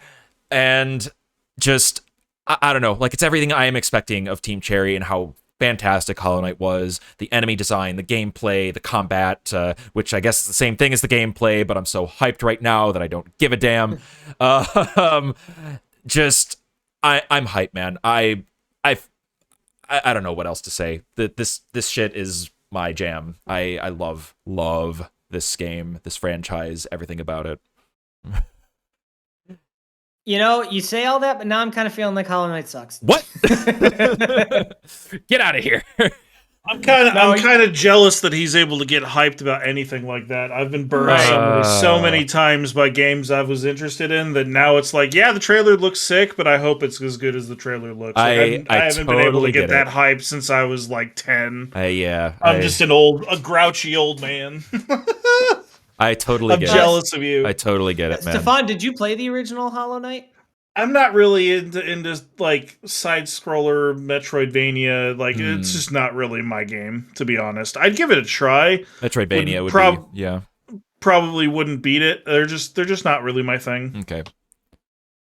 I would still say Hollow Knight is worth a try just because it plays different from more traditional Metroidvanias, like any Metroid game or Castlevania. Like don't get me wrong, I'm not trying to tell you it's something that it's not, right? It is a Metroidvania, but it has a lot of unique things and certain nuances that I think appeal to people who can't get into that straight Metroidvania formula, which is why I think it's gotten such a reputation and following. The map design definitely screams Metroidvania with how you're supposed to go around, collect things, for powering up your health, energy, etc.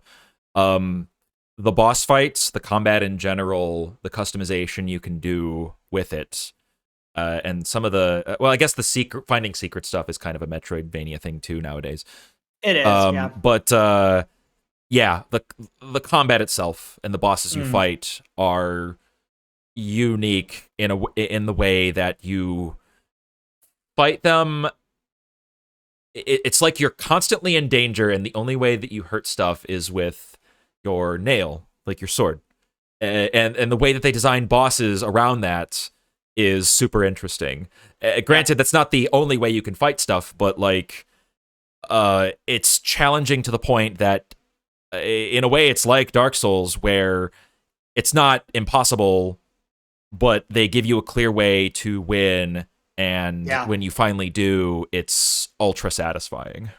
I am also baby though. I don't really like hard games with their multiplayer. It's very difficult. I play games to escape my shitty ass life. Like I don't want to feel bad about playing a game too.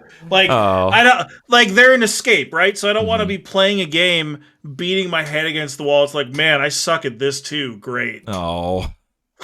You don't suck, man. Come on. I get it though. I get it. It's not like that. Like there's also, that's why I don't like Dark Souls. Like it has nothing to do with the game itself. Yeah. It's just it's why I stopped mythic rating in WoW. Like beating your head against a wall, if it's that hard, it starts to feel bad. Unless there's something in your head that tells you that the end result is worth it. Like the journey to get there can be grueling for some people. Yeah, it's like if I want that experience of the game, I'll just go play Melee. I'm not even joking. Like that's just absolutely like I'll go play go to a Melee tournament. Rob, wow. you had one more thing. No, I was just gonna say that it's incredibly difficult. Like Hollow Knight is very unforgiving, and if you don't like that, you won't like it. But I was gonna say what really separates it from other Metroidvanias is the combat, which is why a lot of people like it. So Claymore was absolutely right on that. I'm just happy that it makes you guys happy. Thanks, man. Speaking of things that make me happy, I'm gonna gush about a second thing in a row here that maybe you guys don't know as much about. But I will present this in an aspect that any general viewer, including you guys, will be able to at least understand, especially because I know, Stefan, you played Smite for a while. And by a while, I mean a long time. Riot Games is making all of their current titles, at least the ones that they're monetizing heavily, available on Xbox Game Pass. Now, this is super weird in a way because I would never expect them to do this, especially with how they monetize games like League and Valorant. Now, look at the smile on Claymore's face right now. I like League, man. I can't. But so I'm happy for you. So first of all, I'm not gonna buy the Game Pass for this. Like, there's no reason to. I play on PC. I have all the champions and stuff. Let me go back and just pause for a second here.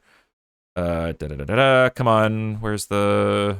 There it is. Okay, and more. Okay, so let me explain this a little bit. So, League of Legends is a MOBA game. I'm not going to get into what a MOBA is. That's a topic for another day. But in short, in lamest terms, you pick a champion or a character to play, and you play a game with that character or champion. League of Legends is the PC game. Wild Rift is the phone game. Valorant is a first-person shooter game, which is also tactical, kind of like Counter-Strike, if you're familiar. But it also has a number of heroes, just like Overwatch, which, from Blizzard. Those three games are very heavily focused on unlocking champions, characters, whatever have you. To unlock them, you usually have to play a certain amount. With each game you win or lose, you get this currency, and you spend that currency to unlock the characters. League has, as of right now, over 155 characters, approaching 160. I know that for sure. The phone game doesn't have all of them yet. I wouldn't be surprised if it did eventually. Valorant is approaching 20 if they haven't passed it already. To spend that much time unlocking that many characters is ridiculous, in my opinion. To have it on Game Pass like this is a fantastic opportunity to grow these games' communities and offer it in terms of having people experience the game, experience the characters, the lore, just everything about them. It's another fantastic opportunity in that way. Beyond that, you have Legends of Runeterra, which is the League card game. Foundations is like the base set of cards. Okay, cool. Teamfight Tactics, Little Legends are like little avatars that you play the game with. It's a completely different type of game that I'm not going to get into.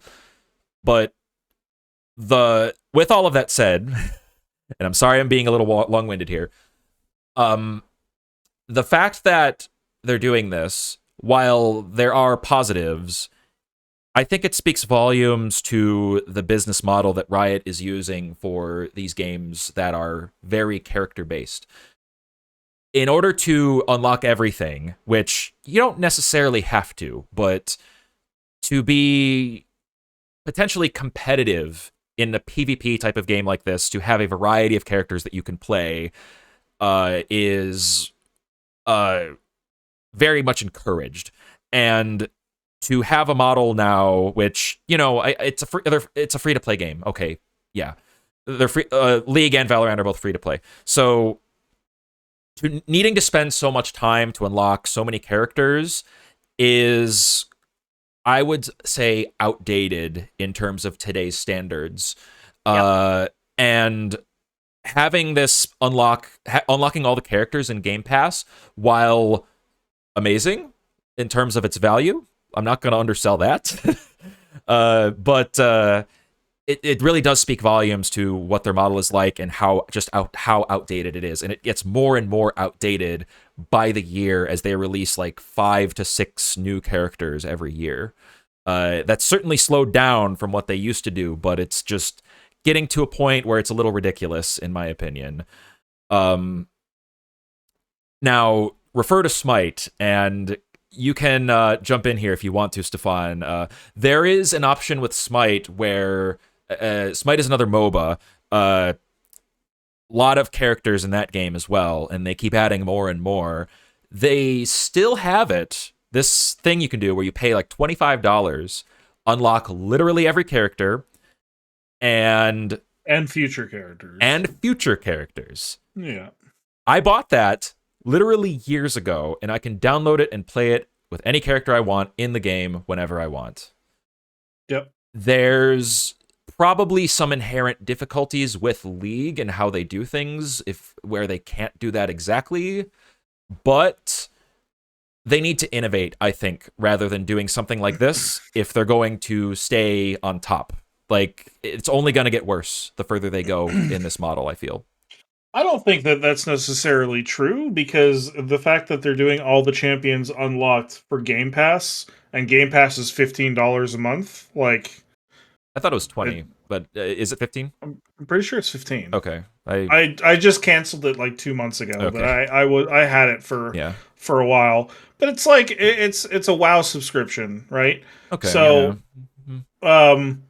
and on top of getting all the champions unlocked, you're getting everything else. So the fact that they're able to do that for Game Pass tells me that they can absolutely change their model to do something similar to Smite's God Pack, similar to even if it's like a subscription based model. Now they definitely can't get away with $15 a month, but maybe $5 a month, and you just you have everything unlocked. Like that could be something maybe. But their current, like, I'm not super into League because of the isometric viewpoint, right? But another big one is because of the business model with the champions. Like, if they that is a huge barrier to entry for people who are actually trying to get into League, and it needs to change. Like, it's a dated concept. I guess that's the point I should arrive at here, because it's really good that they can offer something like this, and it means they could do something similar to make new players want to play and pay. But on a base level, if they're not wanting to spend some money, which in and of itself is kind of starting with so few champions and just having so many to learn and experience and figure out what they like, it's overwhelming, man. Like, I don't envy new players at all. In order for me to get an idea of exactly which gods I liked in Smite, at the time there was 80 that had been released, and I literally got level 1 mastery for every single one before I really had an idea. Like, you basically have to get level 1 mastery before you have an idea of whether or not you like this hero or this champion or whatever. Yeah, because a few games or so, right? Yeah, you play if you try to do it like one game and move on to the next, like, you could have just had a bad matchup. You could have just had someone who was way fucking better than you and they just wreck you, right? Like, it's so not a fair assessment of the champion or the hero or the god or whatever you want to call it. Like, you need to put in that time. But if you have Freon rotation, it's totally possible that you don't jive with a single hero or champion that's available to you. And so then you play that and you're like, I don't like any of these champions, so I don't like this game. Like, that's stunting their growth. Yeah. Overall, they just have to do something, I feel. Yeah, they do. Do. You don't play League, I know, SM, but do you know any games that kind of have a sort of similar unlock the character type of model type of thing? You mean for money? Either money or, like, you can do it with money, but if you wanted to play a supposed free-to-play game, you'd play games until you have enough of the in-game currency in order to buy the character you want, kind of thing. The first one that comes to mind is Fire Emblem Heroes for your phone. Okay. Fire Emblem Heroes works the exact same way. I don't really play Fire Emblem. A little more Heroes, of a but I gotcha sort it. of thing, right? Yeah. Honestly, no. A lot of the games that I play don't really operate under that model. I'm sure if I tried hard enough or took long enough, I could think of one, but I can't off the top of my head. It's definitely like a good. I would say at least League's model, the way they do things is pretty good. in terms of like what you earn just playing the game. Like you do get quite a lot. You can even unlock like skins for free if you play it enough. I mean, it's like a crafting system, but as a new player, it's just so difficult to approach it. I mean, I would personally still recommend that you look at it and see what you like about it, if anything. In terms of playing the game, it's a bigger ask, for sure. Yep. Yeah. I'll be honest with you. I have one thing to say about this Riot announcement, and I'm gonna whisper it into the microphone because Rushlow, it is gonna send shivers down your spine. Hang on. You're gonna be feeling all warm and fuzzy when you go to bed tonight. And that is delete Yumi. You don't like Yumi, Rob? Like the cat, I was just told in preparation for this episode of the podcast, I was just told whatever comes up with League, just say delete Yumi. Nothing more, nothing less. I don't want to. Super special beef man in charge of telling you that? He might have been. He might have been. I won't. But I did my research. I did my research. I won't get into it too much. It's just, it's a character that can attach onto another character and become untargetable, and they can't take damage. That means nothing to me. Not being able to die in League of Legends is OP. I know. Oh, man. Yeah. Yeah. Anyway. I see you pulled up the Overwatch 2 trailer, and oh goody, this will be fun. I was just gonna say, we can take just a quick timeout for 10 seconds because we have breaking news that I think we're all interested in, but especially Stefan. Earlier today, and I think we might have even mentioned it earlier in the podcast. We talked about there might have been a potential leak that a new Fire Emblem mainline game is ready to go. It looks like a bunch of screenshots of it just leaked. Okay. So if you want to be surprised, don't go looking around for Fire Emblem news. I won't be. I have not seen them.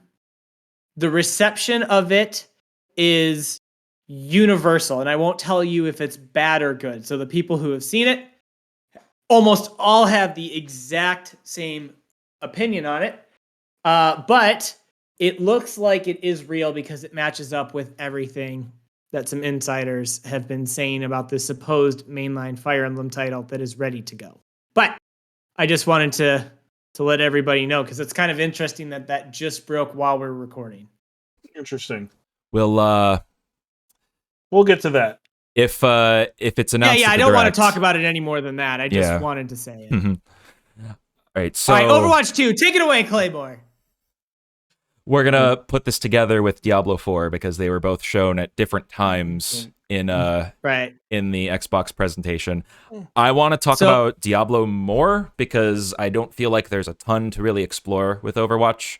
But Overwatch 2.0, right? Yeah. Not Overwatch 2. Like in many ways. Bullshit is it Overwatch 2? In many ways. I can make this easy for you because I know nothing about Diablo, so I can just give you my thoughts on Overwatch 2. Mm-hmm. Who cares? I mean, I who think cares? It's literally Overwatch 1. Who cares? I think it's very valid because, for one, it doesn't look very different. The map designs are, as I understand, they're effectively the same with different filters, which is one thing.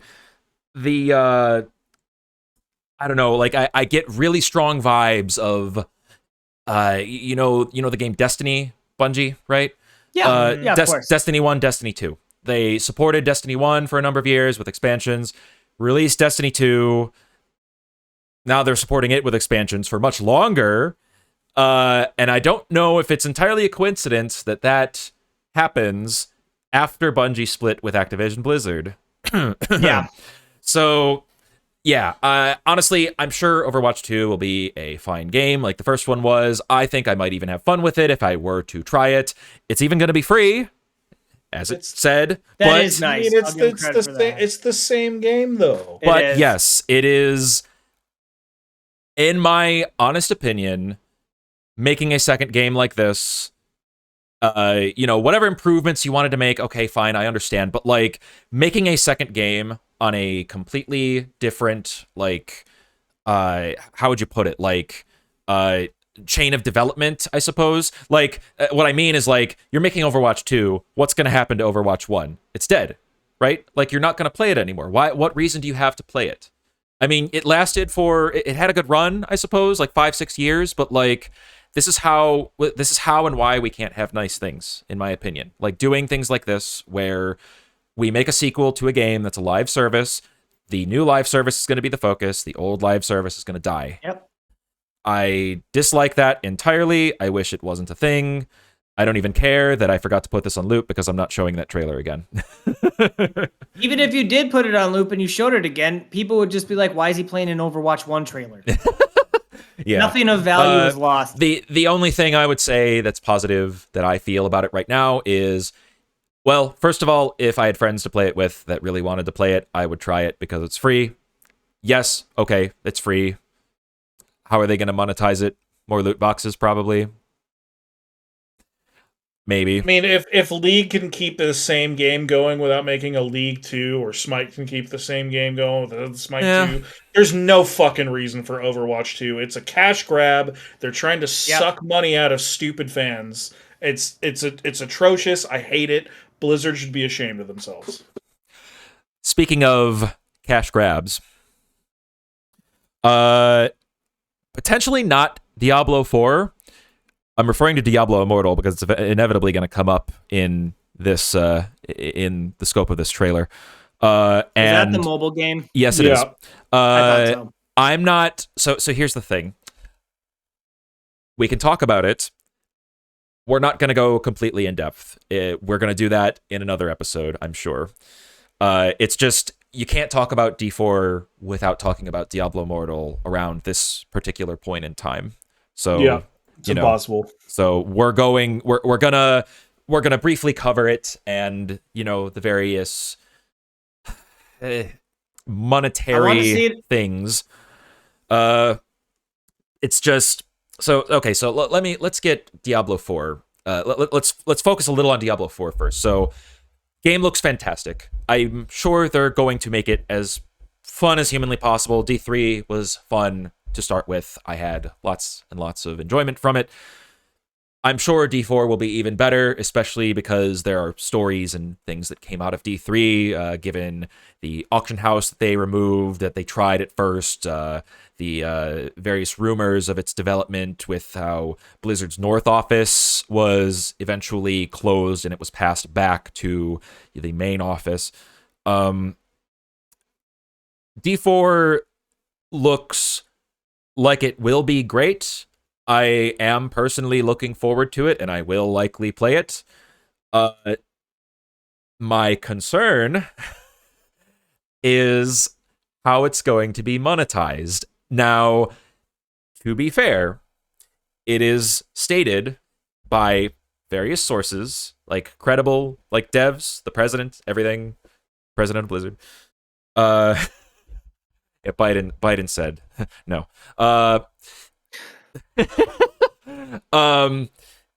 The only monetization they're going to have in this game is going to be cosmetic. Now, saying things and seeing them are completely different things, because they did similar things with Immortal, and look where we are now.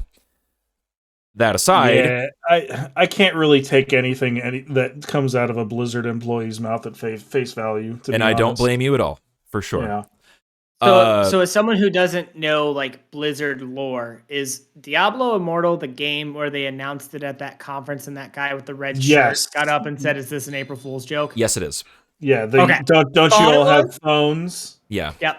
That was a poor line in a very tense moment, at the very least, but still the incorrect thing to say. Yeah. As an outsider with no attachment to Diablo or Blizzard, that guy getting up there and saying that was phenomenal. That clip is legendary.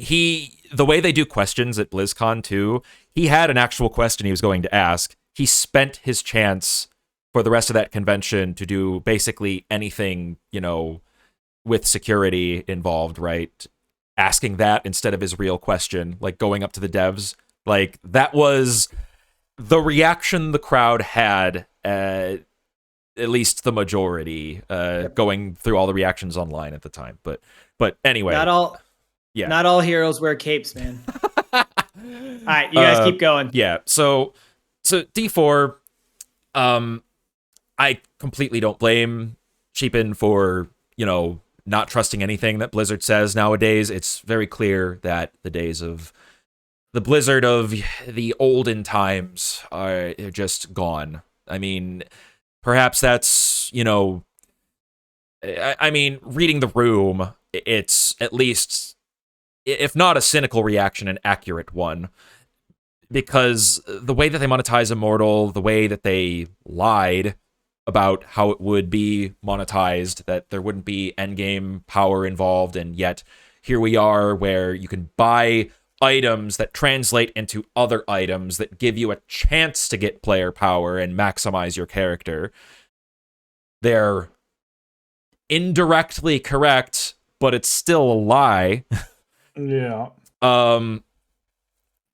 That said, I'm gonna put on my shilling hat for a second. I don't feel like they would do something so egregious like that in Diablo 4 in a main PC Diablo title. If anything, if they were to be caught lying about this game would crash and burn beyond recognition. That said, it wouldn't surprise me if they still did it. It would not surprise me in any respect whatsoever if they still lied and still did it. I've said my piece. I don't feel the need to respond to that other than with...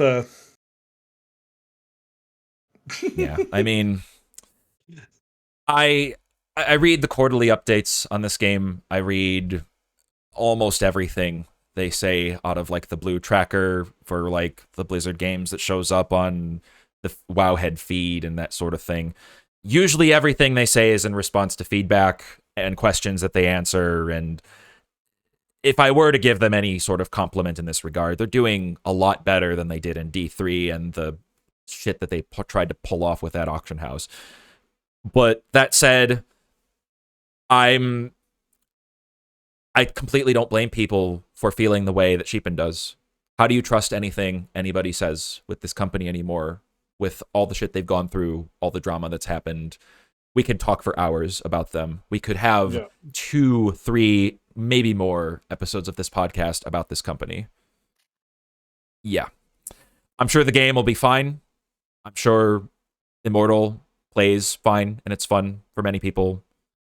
It's just disappointing to see everything like this happen. But anyway. Wasn't there a news article the other day that said, like, maybe it just happens to be timely, or maybe it's older and I'm just remembering it since, like I said, I'm not a huge Diablo guy, and so it's just top of mind. But wasn't there something about it would like take you 10 years, $110,000 to unlock everything in one of the Diablo games? I don't know if all of the math there is correct. I wouldn't doubt it if it was. But like, there's merit to that based on how you acquire, how you min-max your character in that game. Basically, there's literally no way to do it except by spending money. Which is antithetical. The math might be off, but like, who cares? Even if it's 1,000. Yeah, exactly. Like, even if it's even if it's 500, it's like it's too much. It's like, insane. Get the fuck out of here. Absolutely insane. Yeah. Yeah, I mean, that's ridiculous. And saying like it's a mobile game and it's their monetization, like no, that's not an excuse at all. Yeah. No way. I don't care if it's mobile or not. Like requiring somebody to spend money to maximize your character every little bit. Yeah, in such a predatory way too. Yeah, it will prey, like mobile games are chock full of it too. But like, sure. Everybody, like people with genuine like addictions, like the whales that have problems like that. Well, yeah, they're counting on the whales, and they're counting on children who are too stupid to understand the concept of money, and not because they're dumb, just because they're too young. Okay, they're too young to understand the concept of money, but they have like their parents' credit card tied to their account. Like those are the people who they're preying upon. Is people with the actual problems and children. Yeah, that's disgusting. It's shameful. Anyways. Anyway. Like Mario Kart Tour, which has made Nintendo like over $1 billion. See, we can all agree and unite under the umbrella of predatory mobile game monetization being pure evil. Mobile games are, yeah. There's something else, man. To put it kindly. Yes. Anyway, right. we'll go on to something a little more positive because we enjoy Stefan and I enjoy a good Stefan especially enjoy a good shit on Blizzard, but let's talk about Rare and Sea of Thieves a little bit. RIP classic Rare. This is an interesting one because we all, like, our entire friend group basically purchased Sea of Thieves like 2 years ago, and just like, okay, it was on sale. We figure we'll want to play it eventually, but that time just hasn't really come yet. We just haven't played, but like I've always wanted to try it out, and I haven't. So like, this might be a good opportunity when season 7 comes around to actually give it a fair chance. Because it's something I've always kind of been interested in and wanted to play with. I think it was. I think Dom has it. Joe I remember, like, Joe bought it. Blake bought it. I have it. So like we should have. I think even Jay has it. Like, we have plenty of people who own the property and have like literally only put like 10 minutes into it. Yeah, like even me. I mean, I'll be honest. Like, I don't know if I'll buy it. I would buy it like full price if it was on sale and if everybody was playing it. Or yeah, I guess Game Pass might be cool too because that's a PC thing now, right? You can do it on PC now. Yeah. I had Game Pass for PC. That's how I played the Yakuza games. Okay, it was on Game Pass. I might look into it in the future then. But yeah, like I'll be honest. Like, I don't own it. I haven't played it yet. The things I got out of this trailer. I get the idea, like, of what you do. I understand the concept of how you play it and everything.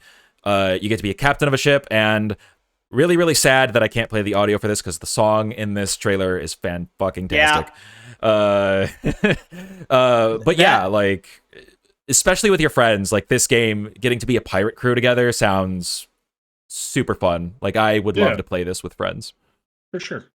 That song was the most like classic Rare thing they've done in years, and it was tremendous. Yeah, I grew up with classic Rare, man. Miss it so much. Obviously, they're not the same team, and they don't get to work on the same property since they're now with Microsoft. But I loved watching that announcement. I loved watching the announcement more than them actually working on that game. How did you like Playtonic and Ukulele, Rob? Did you play it? I played both. I played the Impossible Layer, which is the DKC one. Yeah, basically. And then I also played just the original Ukulele, and I didn't get very far in either. The Ukulele is like a 3D revival. Was the Banjo-Kazooie kind of thing, right? Yeah, it was. It was like they give you basically one good level, and it's the first level, and then after that, it's just not very solid. Like, the ideas are there, but it's just not very good.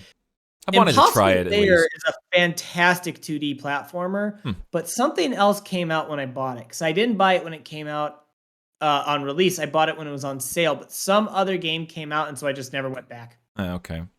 But it's actually a fantastic 2D game. Honestly, it rivals like the modern DKC games. It's tremendously good. Yeah. The Donkey Kong Country games have come back in a big way too, for sure. Yeah. Oh yeah. Tropical Freeze is it's wow. It's just a wow game. It's amazing. Who are the devs now? Retro, yeah. Okay. Retro Studios. Okay. So. Yeah. Hopefully, for your sake, that rumor of Microsoft reviving and making Banjo 3 come true. Well, that is a perfect segue, sir, because that exactly is why I have so much to say about this Persona announcement. So if you don't mind, I'm just going to jump in. Yeah. Before you jump in, bring back Banjo-Kazooie Nuts and Bolts 2. I know, right? That's how it's going to be. That's the end of this episode. Thanks for watching. Yeah, but anyway, I've played very little of Persona 5. I would love to play the rest of it. I want to experience the others based on what little I've played of it.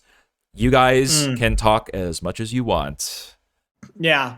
Well, so let me tell you how the Banjo thing ties into this. So, okay, at this point in the Xbox showcase, right? I think it's going pretty well. They're showing a lot of games. They're really hyping up Game Pass. You're setting the scene. I'm setting the scene. And for the first time all presentation, right? It cuts to our boy Philly Spence, and like he's talking. He literally says the words that we are gonna unveil the revival of a long-awaited series to make its return on Xbox. That is how he says it. I remember him saying that, and I remember reacting in Messenger to you. Right, oh my god.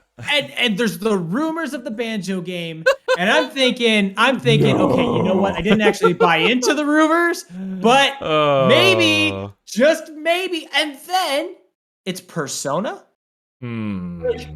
Like, don't get me wrong, Persona, especially getting all 3 games, is a fantastic announcement, but we're gonna say Persona is a dead franchise that needs to be revived and brought back.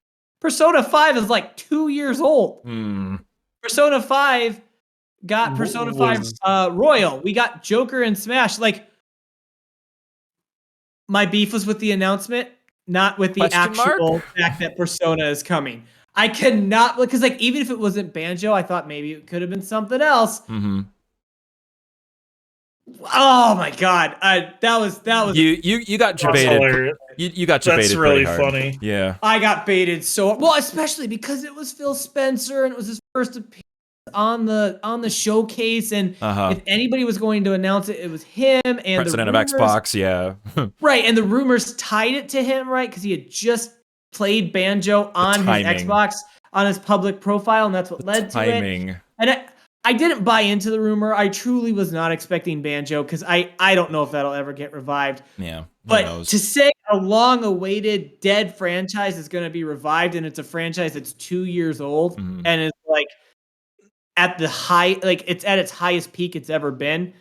Yeah, that's kind of ridiculous. I definitely don't think Persona is a dead franchise in any way, shape, or form. This might be the only thing that I'm actually hyped about, and it's not even because of me, because I've played all these games, and I don't really feel the need to replay them, but it might be that I get some of you fuckers to finally play it now that it's more accessible, because, like, the Persona series is one of those series, like, I have a couple others that, like, I feel like in our friend group, only I have played, and other than Persona 5 now, and it's like Persona 3 and 4 are awesome, and you guys should play them. Maybe not you, Rob, because you don't like anime stuff, but it's a good game. Well, so I watched Rushlow play, like, of the little bits Rushlow played. Oh, yeah. Persona 5, I pretty much watched all of them, and to be honest, Persona 5, from what I saw, was good. Where was that? Was that Traverse City? I think it was. Well, okay, so now everybody knows where we live, so but they already know we're from Michigan. Stalker. They already know we're from Michigan. Shut up. If we get crazy Stalker fans, okay, no. They know where we're at. No. They're gonna come through. They're gonna come through the television and murder us, just like in Persona 4. I think it was in Traverse City. Oh, there you go. Just like Persona 4. It was Traverse City. It was when we were doing our annual college trip. The Friendcation. Yeah, Friendcation, and you played it, and it was actually pretty interesting. It also helps that I really like Joker from Smash. I really like how he was implemented there, although he's way overpowered. He is the best character in Smash Ultimate. I said it. He's the best.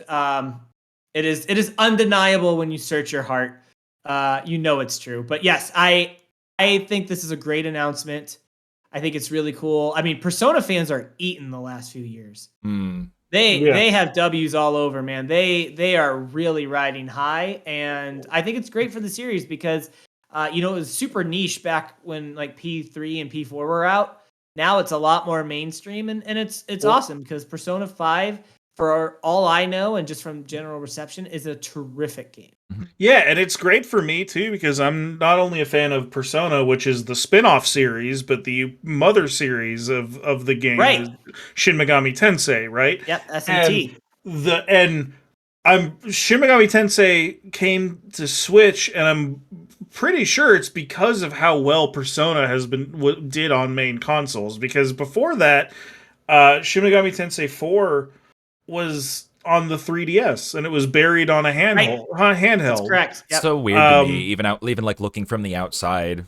Like it was. Yeah, that the spin-off series is like insanely more popular than the Mothership series. Don't get me started on that. That could be like I could go on for half an hour about that.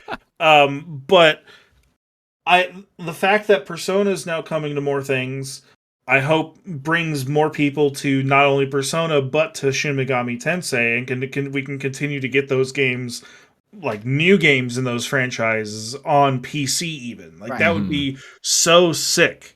I hope that happens. I'm very glad that they're coming to PC.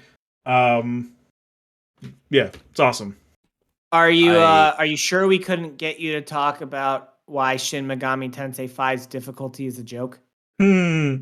I wonder what that's a reference to. That would be a reference to Sheepin's video. I believe it's your most popular one, right? So, it's my most popular. It's my most popular one. It's just a meme video too. I should probably actually make the video for real because of how popular the short is. But here we are.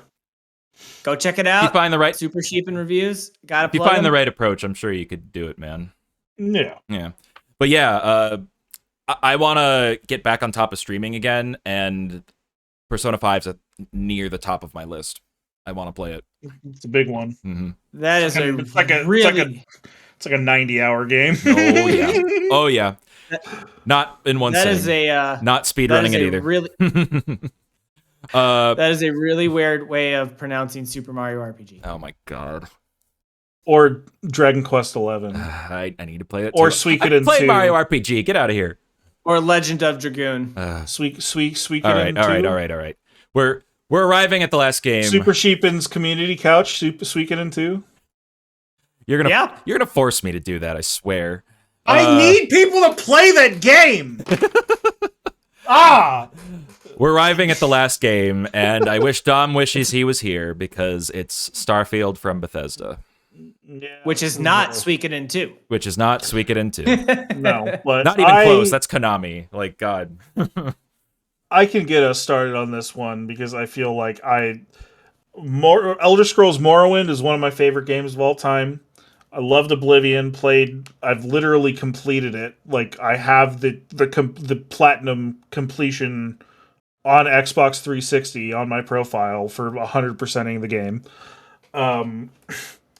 Loved Skyrim, even though I shat on it for being on the toaster earlier. Toaster's fault. Love Fallout 3.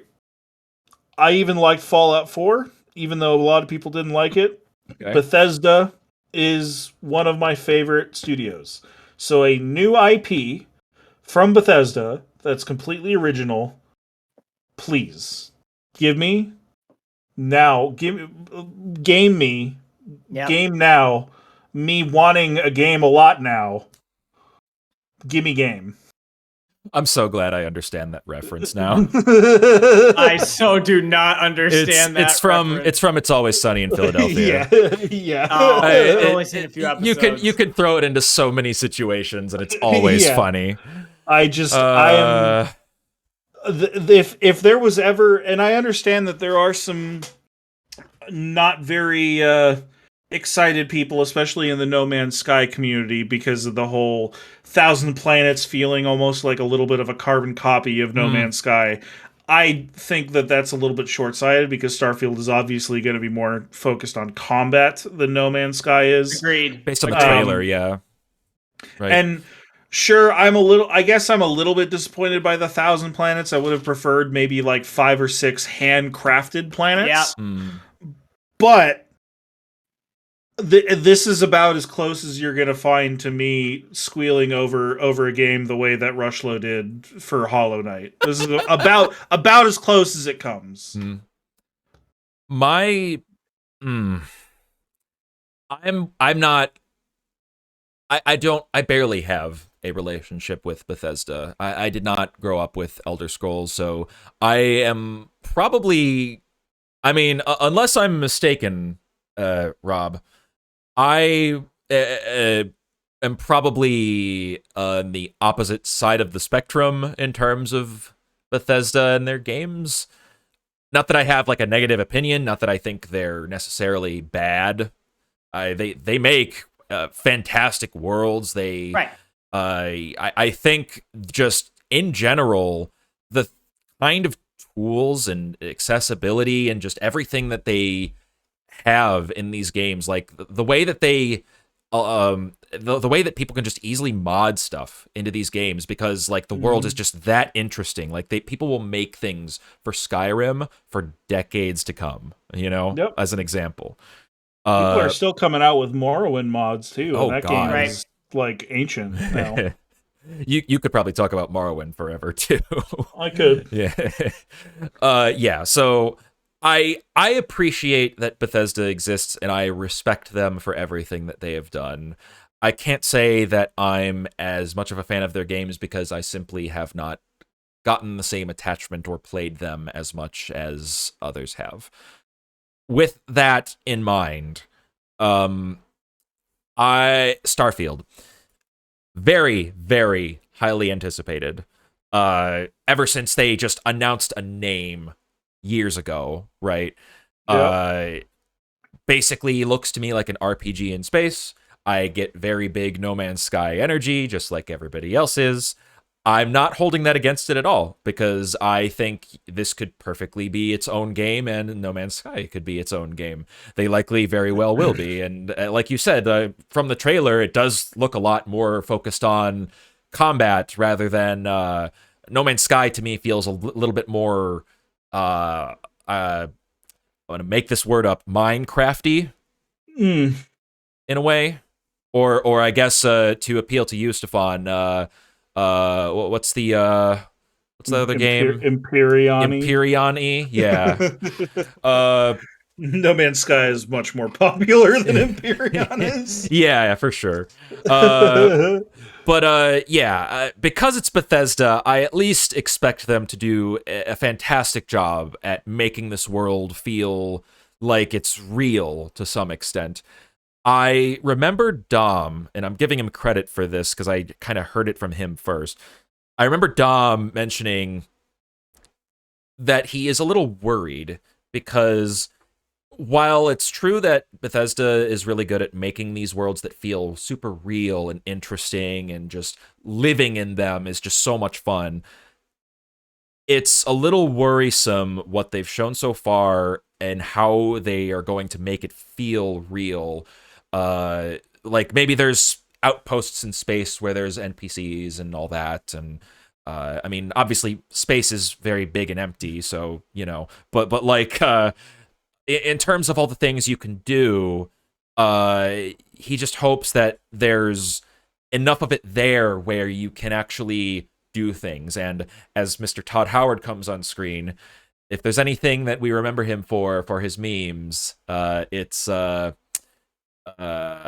maybe being a little overzealous about what features are in Bethesda's games. Oh yeah, for sure. So yeah, the Thousand Worlds thing. But like even this, yeah. like this town, right? So like what I've heard is that if the cities are populated like this, and they look with like they're full of NPCs and quests that you go out, it doesn't really matter if a lot of the other planets are barren as long as you have like a select hub of core worlds that have shit to do, right? Because then that would still very much feel like space. And to be honest, even something like No Man's Sky or Empyrean, like there is like the sandboxy element to those two where you can make your own fun. I think this is probably going to be more story based, just based off of what the direction that Skyrim went, and especially the direction that Fallout 4 went, because Fallout 4 kind of did away with like, yeah, it was still an open world, quote unquote, sandbox, but they had like more of a narrative in play. I wouldn't be shocked if that was the case too, but then maybe you could just go visit whatever planet and colonize whatever planet, and maybe, I mean, it would be cool if there was base building mechanics too. Um, I don't know. I'm definitely like I said earlier, I'm excited for this, but I'm not like I'm. It's still a wait and see approach. Like, the trailer looks cool, whatever. The gameplay looks cool, but so did Cyberpunk. As the neon signs come into view, Yeah, that kind of reminded me of that too. Subliminal messaging. But that's the thing too. I said earlier that like my favorite games are the ones that I can escape into and kind of forget about my life and like live a different world and live in a different world, live a different person's life. This is a kind of game that has the potential to do that. Whether or not it's perfect, it might not be. It might only be a 7 out of 10, 6 out of 10, but I'll probably still play the shit out of it. Yeah, and that's perfectly valid too. There's games out there that people play that are like friggin' 5 out of 10s or even worse, and yeah, it's just it makes them feel good. So who cares how good it's perceived by everyone else, right? Yeah, it's at the end of the day, all I really want from a Bethesda game is to be able to explore the world with just like a kick-ass soundtrack. Like, oh yeah, I mean, the Elder Scrolls soundtrack. Bring it Half back. of the reason I love those games is just walking around the world, experiencing like the different flora and fauna, and then just with the soundtrack. And at the very least, this game should be able to deliver on that. Yeah. When I go ahead. I was going to ask you. Say, when I first saw this trailer, one of the first thoughts that I had was they would be crazy not to put a Halo ring in this game. Like, seriously, because now that Bethesda is under Microsoft, it's about exploring space. This is Bethesda's biggest release for years to come. I wouldn't be surprised if there's a Halo ring. And I think, honestly, that'd be sick. Is it a little bit pandering? Maybe. I don't know why Claymore's laughing so hard. But I think that'd be sick. You should go play with your Halo ship in Flight Simulator. I was going to say, how dare you disrespect Flight Simulator by not including it on the note sheet, man? That's a big deal. We've all played Flight Simulator. I have not. I get the appeal, but it's not for me. No, we played it in school because it was loaded up on all the computers. Okay. But for real. You mentioned this game was on every computer at school. Jesus. Right. My second thought was, well, I'm glad that this is coming out in the next 12 months, so it can at least have a little bit of time to shine when the superior first-person space shooter in Metroid Prime 4 comes out eventually. And then my third thought, and my actual real thoughts, because I know I'm just gonna have Rushlow face palming all night. My hand is glued to my face. Right. My third and my real thought is, I am surprised, but pleasantly surprised that they stuck to their guns, even though it feels a lot like No Man's Sky. Because this game, when it was in development, right, had to have overlapped with No Man's Sky development. Mm-hmm. If you remember all of the interviews that Sean Murray, I know we mentioned him earlier, was giving at the time and hyping it up, and you can do this and that, and it'll be this big and that big. Like, obviously, this team had to be very aware of it. And then when No Man's Sky released and it bombed at first, it would have been so easy to been like, you know what? Our game kind of feels similar to that. Or at least that's my perception based on the trailer. It feels similar to that. We might want to change course. And so for them to stick to their guns, I respect that. I think that's really, really cool. How it'll actually turn out, it seems really, really interesting. I did not play No Man's Sky, but I really liked No Man's Sky before it was released, like when, everybody had really, really high hopes for it. Mm-hmm. So I'm intrigued to see how this will do. This is going to be one of those games where I know you guys are going to get it, and I'm going to want to play it when you guys get it. I'm going to want to try it. Have they announced if there's any sort of multiplayer with it, or is it purely a solo adventure, or do we just not know yet? I don't know if they confirmed, have they? I don't think. No idea. I don't know. I kind of doubt that they have, but like I honestly don't know. Right. It'd be really cool if they could. I mean, that'd be incredible. It would be, but at the same time, I'm a little bit wary about them putting multiplayer in their games because Fallout 76. Right, that's true. Fair. Yeah. Like Fair. the best Bethesda games were all single player. Mm-hmm. So yeah. So it looks great. It looks great. I don't really have too much to say about it because I just don't have that much experience with Bethesda games. But I know this was. I think this was probably. Is it fair to say this is the most anticipated E3 trailer amongst all companies? I think on that sense. I think in that outside of E3 not happening. But I get what you mean. Yeah. Right. So. Yeah, that's really all I have to say. This is 15 minutes long, too. Like, this is the longest trailer in my entire notes. Right. But yeah, I may not be as attached to Bethesda as others, but my take with Starfield is highly anticipated, big No Man's Sky energy. So, obviously there's going to be expectations there, but even greater because it's Bethesda. It's a AAA game dev team. It's their main studio. They better knock this out of the park.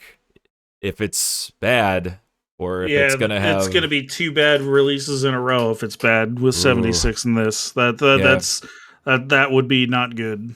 76 might have been their, or maybe the main studio took over now. At first, I know it was like their Austin studio or something like that. I don't know, but you're still right. Like, in terms of just Bethesda brand in general, 2 bad releases in a row. Yeah. Hard to come back from that. Yeah. For sure. Yeah. But, I mean, don't we give Bethesda the benefit of the doubt? Like, their track record is really good. And especially, we've been memeing on it all along, but if you include releasing Skyrim 20 different times, that's 20 successful releases. But, like, I think that Bethesda gets the benefit of the doubt. I also would assume that from seeing No Man's Sky launch, they had to have learned, like, you can't make those similar type of mistakes. You would hope. And to what you said earlier, Sheepin, like, No Man's Sky is an unbelievable redemption story. The arc they went on was great. Mm-hmm. And so, like, they should be wholly informed about what this game needs to do at minimum. And I just can't see them dropping the ball. One, because they're AAA, and two, because they had that, Fallout 76 was not received very well. And 3, the anticipation for this game, I would argue, is reaching No Man's Sky's level if it's not already there. Yeah. I think they know that. I think they know that. So I'm going to give them the benefit of the doubt. Maybe it's wrong to do so, but your mileage probably varies depending on what games you're most attached to and what issues they had in the past, perhaps. Like, I know, 76 aside, the other meme that Bethesda is known for is the amount of bugs they usually have when they release. Sure. Which is fair enough, but every game that's that scope has, but like even Witcher 3 had some, like, you can look up some of the bugs with Roach on top of buildings and shit. Like, not that like gives them not that that gives them a free pass to just not fix their shit, but like it's also like understandable to exactly a point. And they're kind of, for better or for worse, they trust in the modding community to be able to basically fix that problem for them, and then that's how they recruit.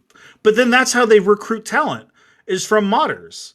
Like they'll get modders who will then fix their game, add a cool mod, and then they'll be like, you know what, we're gonna snatch you up, and you work for us now. So like that's kind of cool on its own. Like, it doesn't excuse all that, but the fact that they actually do some good through that is kind of cool. Yeah. Warts and all, I appreciate that Bethesda does exist, and I think video games would be worse off if not for them and what they've done. For sure. Yeah. Well, guys, we've come to the end of the coverage that we've wanted to do here for the E3 times, since E3 isn't happening this year. But like I said, there's tons and tons of other games that we weren't able to talk about here. I mean, we took long enough already, God forbid. But we really wanted to present a lot of these things because for some of us, it made us super excited. We wanted to bring SM on, and thank you so much for coming on, SM. Really appreciate it.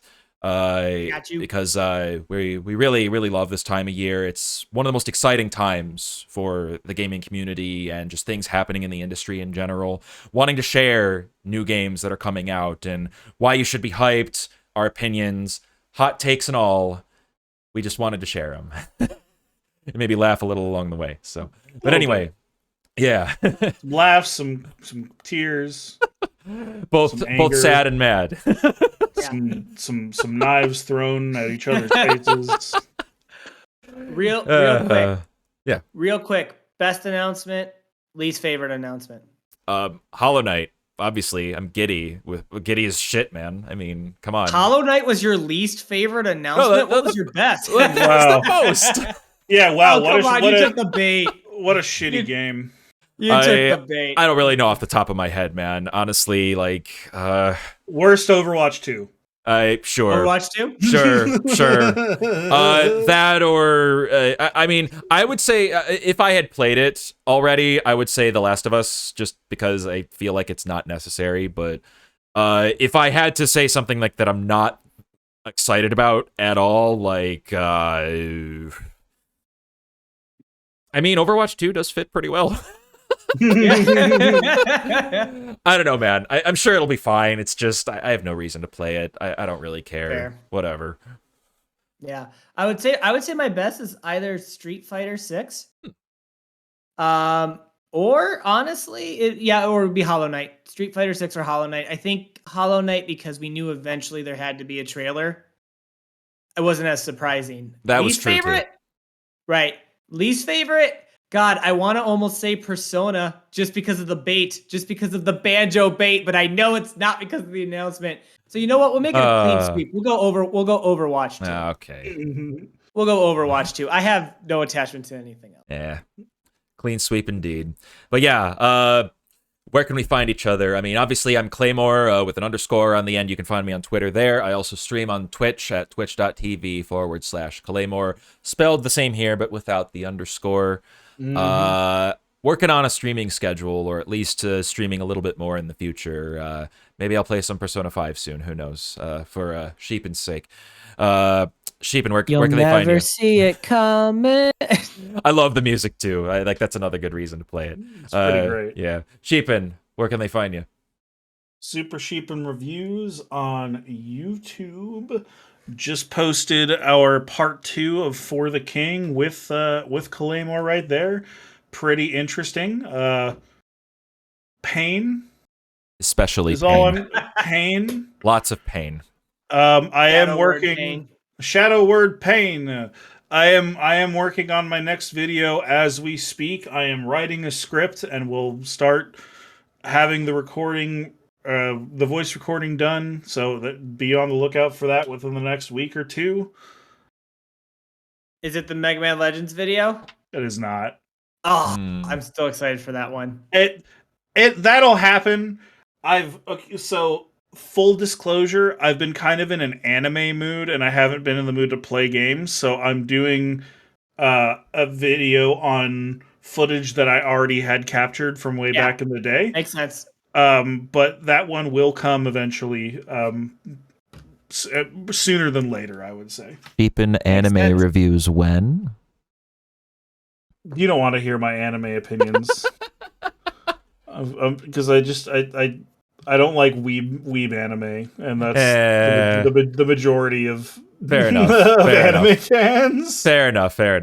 And then SM, we can't find you anywhere, at least not anymore. But I guess soon. Okay, we'll say that at least.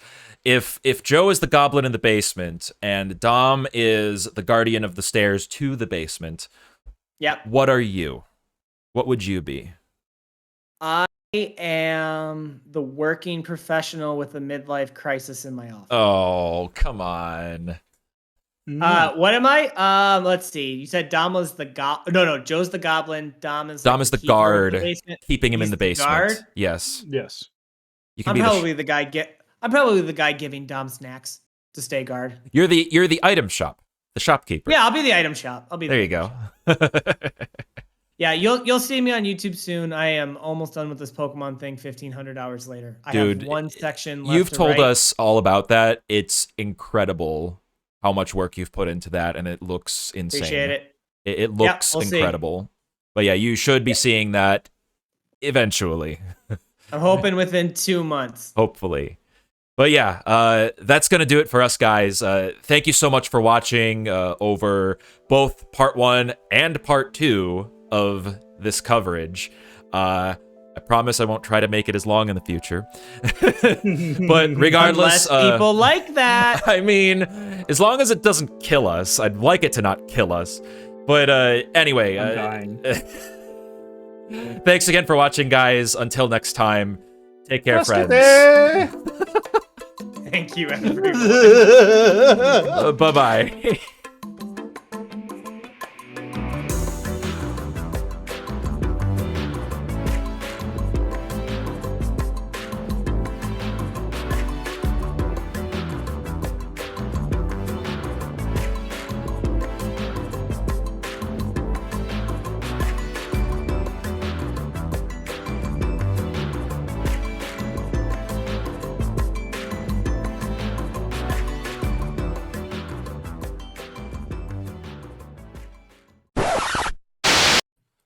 Yo, homies, it's the Pointy podcast.